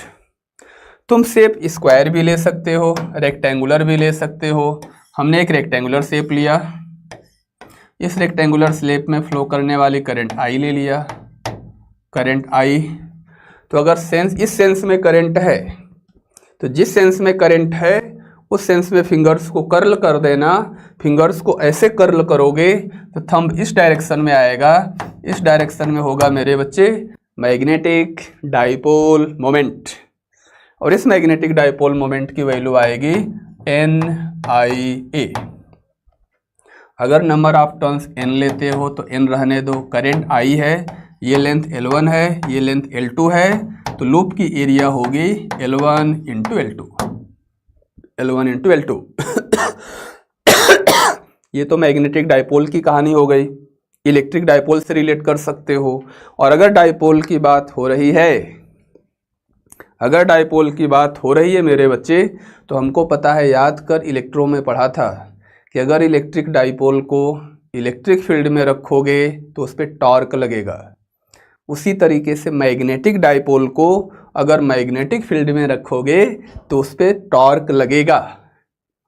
जैसे टॉर्क वहाँ पे आता था वैसे टॉर्क यहाँ भी आएगा। जैसे टॉर्क वहाँ पे था मेरे बच्चे वैसे टॉर्क यहाँ भी आएगा। तो torque on A current carrying loop kept in uniform magnetic field. मान लो कोई मैग्नेटिक डाइपोल है, इसका magnetic dipole moment vector m इधर है, हमने यही लूप ले लिया, इसका मैग्नेटिक डाइपोल मोमेंट वेक्टर इधर ले लिया, मैग्नेटिक डाइपोल को इधर ले लिया, m इधर है, स्पेस में मैग्नेटिक फील्ड है, मैग्नेटिक फील्ड इस डायरेक्शन में ले लिया, मैग्नेटिक डाइपोल मोमेंट वेक्टर ऐसे है। तो इस मैग्नेटिक फील्ड की वजह से इस डाइपोल पे टॉर्क लगता है और इस टॉर्क का फार्मूला होता है मेरे बच्चे torque equal to m cross b। Torque आ जाता है m क्रॉस b। m क्या है? Magnetic dipole moment. b क्या है? Magnetic field. मैग्नेटिक फील्ड है। अगर इस टॉर्क का मैग्नीट्यूड लिखते हो तो टॉर्क का मैग्नीट्यूड m क्रॉस b का मैग्नीट्यूड होगा, तो आएगा m into B into sine theta, m into B into sine theta. और इस टॉर्क का जो सेंस होता है वो इस तरीके से होता है कि ये टॉर्क इस मैग्नेटिक डाइपोल मोमेंट वेक्टर को मैग्नेटिक फील्ड के पैरेलल अलाइन करने की कोशिश करता है। ये जो टॉर्क लगता है ना मैग्नेटिक डाइपोल पे, ये टॉर्क इस मैग्नेटिक डाइपोल मोमेंट वेक्टर को मैग्नेटिक फील्ड के पैरेलल लाने की कोशिश करता है, ऐसे घुमाने की कोशिश करता है। ठीक है, टॉर्क भी लगेगा, पोटेंशियल एनर्जी भी आती है। जिस तरीके से इलेक्ट्रिक डाइपोल को इलेक्ट्रिक फील्ड में रखने पे इलेक्ट्रोस्टैटिक पोटेंशियल एनर्जी आती है, उसी तरीके से मैग्नेटिक डाइपोल को मैग्नेटिक फील्ड में रखने पे उसके पास पोटेंशियल एनर्जी आती है। उस पोटेंशियल एनर्जी का formula minus m dot B. जैसे वहाँ पे माइनस पी डॉट ई था, माइनस पी डॉट ई था। इलेक्ट्रोस्टैटिक्स में पोटेंशियल एनर्जी का फार्मूला क्या था मेरे बच्चे? Minus P dot E. आज ही तो पढ़ा है यार, आज ही पढ़ा था ना, याद है ना तुझे? याद है मेरे बच्चों को? ठीक है, उसी तरीके से potential energy minus m dot B है। यस सर, याद है, सब कुछ याद है, यही एनर्जी रखना यार। ठीक है, इसको लिख सकते हो माइनस m डॉट बी का मतलब m into B into cos theta, m into B into cos theta. अब इस पर डायरेक्ट क्वेश्चन आता है, सीधे डाइपोल मोमेंट पे पूछ लेगा, सीधे टॉर्क पूछ लेगा, सीधे एनर्जी पूछ लेगा। तो ज़रा क्वेश्चन की प्रैक्टिस करते हैं, क्योंकि फार्मूला सीखने के बाद जब तक प्रैक्टिस नहीं किया तो समझ लेना बिना प्रैक्टिस के कोई फ़ायदा नहीं है। हमें एप्लीकेशन आना चाहिए, एप्लीकेशन, ठीक ना। लिख जरा बच्चे, क्वेश्चन एक तेरे सामने है। क्वेश्चन लिख बेटा, तेरे सामने है क्वेश्चन, क्वेश्चन लिख। The magnetic moment associated with two closely bound circular coils a and b, a की रेडियस 10 सेंटीमीटर, बी की रेडियस 20 सेंटीमीटर है। दोनों का मैग्नेटिक डाइपोल मोमेंट इक्वल है, इक्वल है, ठीक है। एन ए और n b number of turns हैं, आई ए और आई बी दोनों में करंट है। तो रिलेशन पूछा है, रिलेशन तो हमको पता है पहले का magnetic dipole moment, magnetic dipole moment पहले का M A equal to magnetic dipole moment दूसरे का एम क्या होता है, N I A. Magnetic dipole moment होता है मेरे बच्चे एन आई ए, पहले के नंबर ऑफ टर्न्स इंटू पहले की करंट इंटू पहले की एरिया, तो पहले की area pi R a square equal to, answer आ गया बेटा, ठीक है। बहुत सारे बच्चों का आंसर आ चुका है, ठीक ना, और सही भी दिख रहा है मुझे। बी का मैग्नेटिक डाइपोल मोमेंट एन यानी N B, current I B, area बता यार पाई आर बी स्क्वायर।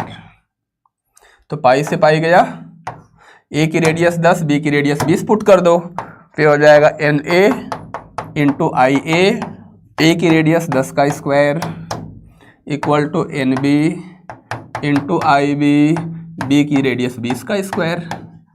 यहाँ पे 4 बचेगा, तो N A into I A equal to 4 times N B into I B. तो आंसर क्या होगा, सी।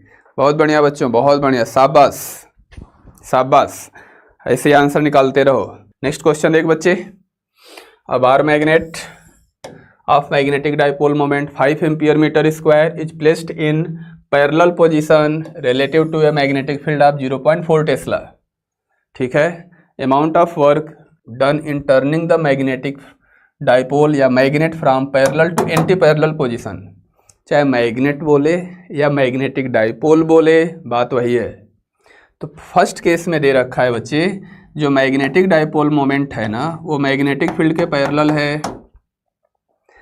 Magnetic dipole moment magnetic field के पैरेलल है। सेकेंड केस में क्या किया, इस मैग्नेटिक डाइपोल को यहाँ से घुमा के 180 कर दिया और 180 घुमा के एंटी पैरेलल कर दिया। तो यहाँ से घुमा के 180 डिग्री घुमा के सिचुएशन में लाने में पूछा है कि वर्क डन बताओ। तो वर्क डन का मतलब change in potential energy, change in potential energy. बच्चों का आंसर आ भी चुका है, ठीक है ना।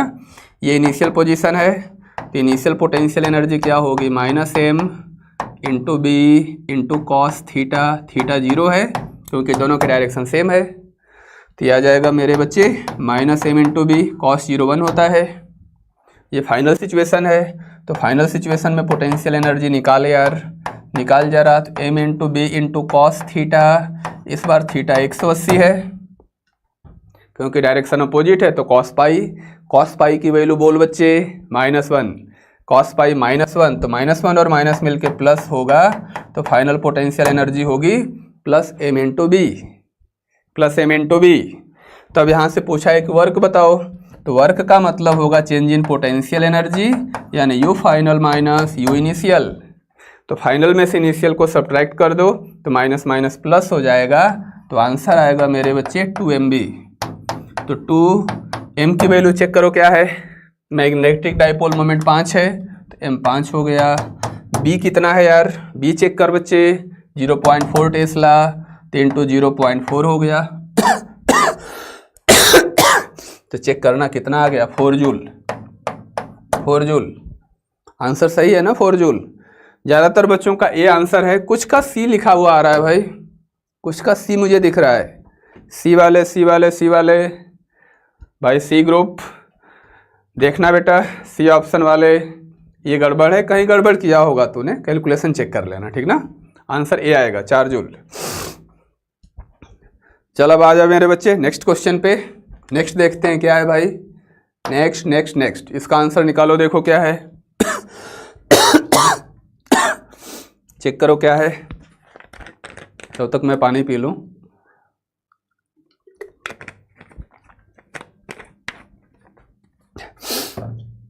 जल ही जीवन है, जल लेते रहना बच्चे, पानी लेते रहना, एनर्जी मेंटेन रखना, एनर्जी मेंटेन रखना, साथ में पढ़ाई करते रहना, ठीक है।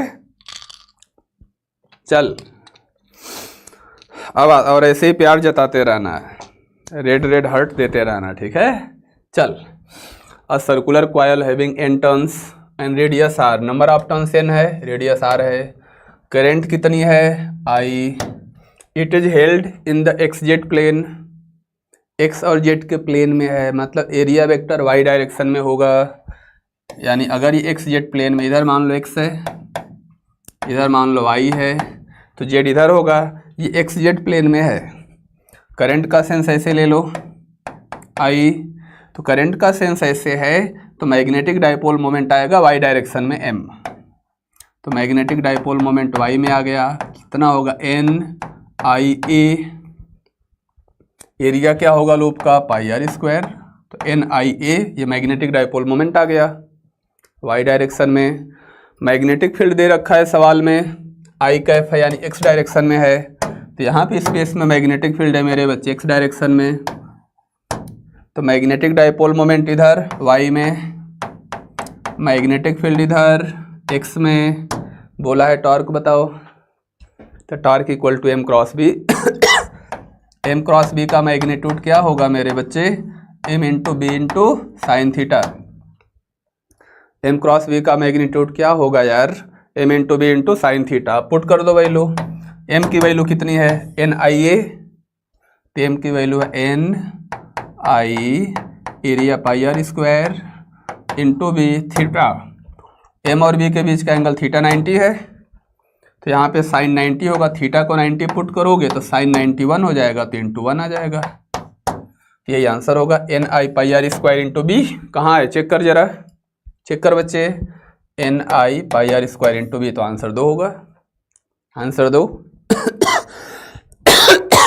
ज़्यादातर बच्चों का भी आंसर लिखा हुआ है, गिने चुने का एकाध का आंसर डी दिख रहा है, चेक कर बेटा, डी नहीं आना चाहिए यार, ठीक ना, कहाँ गड़बड़ हुआ है एक बार चेक कर लेना, चेक कर लेना, ठीक है। ये थी कहानी टॉर्क की। अब देखते हैं आगे क्या है, अब देखते हैं आगे, magnetic moment due to rotation of charge, ये भी एक रिजल्ट है, ठीक है ना। तुमने सुना होगा, मान लो कोई चार्ज पार्टिकल है, वो एक सर्कल में घूम रहा है, अगर यहाँ पे चार्ज पार्टिकल क्यों ले लिया, एक सर्कल में घूम रहा है, तो चार्ज पार्टिकल सर्कल में घूमने का मतलब, चार्ज अगर सर्कल में घूम रहा है मतलब इक्विवेलेंट करंट हम मान लेते हैं इस सर्कुलर लूप में, और करंट कैरिंग अगर लूप मानोगे तो इससे एसोसिएटेड मैग्नेटिक डाइपोल मोमेंट आता है, तो हम ये भी बोल सकते हैं कि चार्ज पार्टिकल के मोशन से एसोसिएटेड मैग्नेटिक डाइपोल मोमेंट यहाँ पे आता है, मैग्नेटिक डाइपोल मोमेंट यहाँ पे आता है, ठीक है। और इस मैग्नेटिक डाइपोल मोमेंट की वैल्यू होगी, अगर m लेते हो तो m/l होता है q/2m, m/l आता है मेरे बच्चे q/2m, m/l होता है q/2m। m क्या होता है मैग्नेटिक डाइपोल मोमेंट, l क्या होता है angular momentum, angular momentum, angular momentum. अगर यहाँ से इसको गायरो मैग्नेटिक रेशियो भी बोला जाता है, गायरो मैग्नेटिक रेशियो। अगर यहाँ से कोई बोले कि मैग्नेटिक डाइपोल मोमेंट m बताओ, तो l को राइट में ले जाओ, तो q/2m into angular momentum l।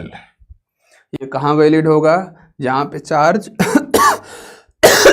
और मास का डिस्ट्रीब्यूशन सिमिलर होगा, जहाँ पे चार्ज और मास का डिस्ट्रीब्यूशन सिमिलर होगा वहाँ पे ये वैलिड होगा। जैसे मान लो करंट कैरिंग सर्कुलर लूप है, एक करंट कैरिंग लूप ले लिया, या करंट कैरिंग लूप की जगह एक लूप है जिसपे चार्ज यूनिफॉर्मली डिस्ट्रीब्यूटेड है, नॉन कंडक्ट ये लूप है जिसपे चार्ज यूनिफॉर्मली डिस्ट्रीब्यूटेड है, और ये लूप अपने एक्सिस के अबाउट घूम रहा है या रोटेट कर रहा है विथ एंगुलर वेलोसिटी ओमेगा। तो जब रिंग पे चार्ज है और ये रिंग घूम रहा है, लूप घूम रहा है मतलब चार्ज घूम रहा है, चार्ज घूम रहा है तो उसकी इक्विवेलेंट करंट आएगी, तो एक करंट कैरिंग लूप भी बोल सकते हो मैथमेटिकली। और अगर करंट कैरिंग लूप है तो मैग्नेटिक डायपोल मोमेंट आएगा। सर आप पहले धर्मित शाह, सर आप पहले वहाँ पढ़ाते थे ना, अब नाम तो यहाँ नहीं ले सकता बेटा, लेकिन हाँ तूने जो भी लिखा है सही लिखा है, मैं वहाँ पढ़ाता था। बच्चों को पता है मैं कोटा में 12-13 साल से हूँ, ठीक ना, और कहाँ कहाँ पढ़ा चुका हूँ तुम्हें पता है, हर चीज़ पता है। अब नाम यहाँ पे लेना ठीक गलत तो हटाओ, अब क्या नाम लूँ मैं नहीं लेना चाह रहा हूँ, लेकिन तुम्हें पता है और जो सोच रहे हो वो सही है जो सोच रहे हो वो सही है, ठीक ना।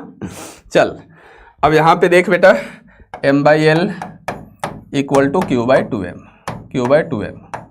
तो अगर कोई बोले कि m बताओ, मैग्नेटिक डायपोल मोमेंट बताओ, तो q/2m into angular momentum l आ जाएगा, एंगुलर मोमेंटम l आ जाएगा। और अगर ये रिंग है, रिजिड बॉडी है, इसका मास m है, इसका मास m है, रेडियस r है, तो एंगुलर मोमेंटम की वैल्यू क्या होती है यार, ये q/2 टाइम्स मास, टोटल चार्ज q, रिंग का मास m, angular momentum I into omega, I का मतलब मोमेंट ऑफ इनर्शिया, तो रिंग का moment of inertia angular momentum होता है I into omega pure rotation में, तो रिंग है तो moment of inertia mr² into omega, तो L को I इंटू ओमेगा पुट करना, moment of inertia mr² into omega, यहाँ से m की वैल्यू आ जाएगी। और इसी रिंग की जगह डिस्क ले लो, रिंग की जगह मेरे बच्चे डिस्क ले लो, और इस पूरे डिस्क पे चार्ज है, और पूरे डिस्क पे जो चार्ज है ना वो यूनिफॉर्मली डिस्ट्रीब्यूटेड है। अगर पूरे डिस्क पे चार्ज यूनिफॉर्मली डिस्ट्रीब्यूटेड है, ये इसका एक्सिस ऑफ रोटेशन है, इसके अबाउट ये डिस्क ओमेगा से घूम रहा है, ओमेगा से घूम रहा है। तो अब यहाँ पे फिर से m/l equal to q/2m, m/l equal to q/2m। समझ रहे हो ना, समझ गया रे मेरा बच्चा, ठीक है। L को राइट में ले जा यार, तो कितना आएगा, q/2m into angular momentum L, L की वैल्यू पुट कर दे यार, L को पुट कर I इंटू ओमेगा, और moment of inertia I disc के केस में क्या होगा, mr²/2 इंटू ओमेगा, पुट कर दो आंसर आ गया, ठीक है। हॉलो स्फीयर होगा तो I इंटू ओमेगा में I की जगह 2/3 mr², सॉलिड स्फीयर होता तो I इंटू ओमेगा में I की जगह 2/5 mr²। सबके लिए मोमेंट ऑफ इनर्शिया पुट करते जाओ, मैग्नेटिक डायपोल मोमेंट की वैल्यू आती जाएगी, ठीक है। समझ गए ना यार। जरा एक क्वेश्चन कर, जरा देख, क्वेश्चन तेरे सामने आया हुआ है, PYQ है इसी पे based. A thin circular disc of radius r is uniformly charged with charge density sigma greater than 0, मतलब पॉजिटिव चार्ज है पर यूनिट एरिया, ठीक है, सिग्मा दे रखा है। Disc rotates about its axis with constant angular velocity omega, magnetic dipole moment of the disc is, वही same formula use कर लो, सेम फार्मूला यूज कर लो, सेम फार्मूला यूज कर मेरे बच्चे। तो m/l equal to q/2m, L को राइट में ले जाओ तो मैग्नेटिक डायपोल मोमेंट आएगा मेरे बच्चे q/2m into angular momentum L। अब एंगुलर मोमेंटम की वैल्यू पुट कर दो I into omega, angular momentum की वैल्यू पुट कर दे यार, एंगुलर मोमेंटम की वैल्यू पुट कर दे यार, I इंटू ओमेगा, I क्या है, करंट है ना, अबे नहीं ये I करंट नहीं है, मोमेंट ऑफ इनर्शिया है, I मोमेंट ऑफ इनर्शिया है, तो I की वैल्यू पुट कर यार, तो q/2m डिस्क है तो moment of inertia mr²/2 into omega, तो m से m गया, 2 और 2 मिलके 4, चार्ज लिखो तो सिग्मा दे रखा है, तो सिग्मा क्या होता है, चार्ज अपॉन एरिया, आज ही पढ़ा होगा। तो चार्ज कितना होगा मेरे बच्चे, सिग्मा इंटू एरिया, डिस्क की एरिया बता यार, πr², तो Q की value sigma into area πr², यहाँ पे Q की वैल्यू पुट कर दो, तो Q की वैल्यू पुट करोगे तो सिग्मा एरिया है मेरे बच्चे πr², नीचे यहाँ पे 2 और 2 मिलके 4, यहाँ पे r² into omega, r² into omega. तो चेक करो कौन सा आंसर आ गया, सिग्मा पाई आर की पावर 4 सिग्मा पाई आर की पावर 4 ओमेगा बाई 4। यही आंसर होगा डी, ये आंसर आएगा डी। तो इस तरीके से गायरोमैग्नेटिक रेशियो का यूज करके हम मैग्नेटिक डायपोल मोमेंट का कैलकुलेशन कर लेते हैं।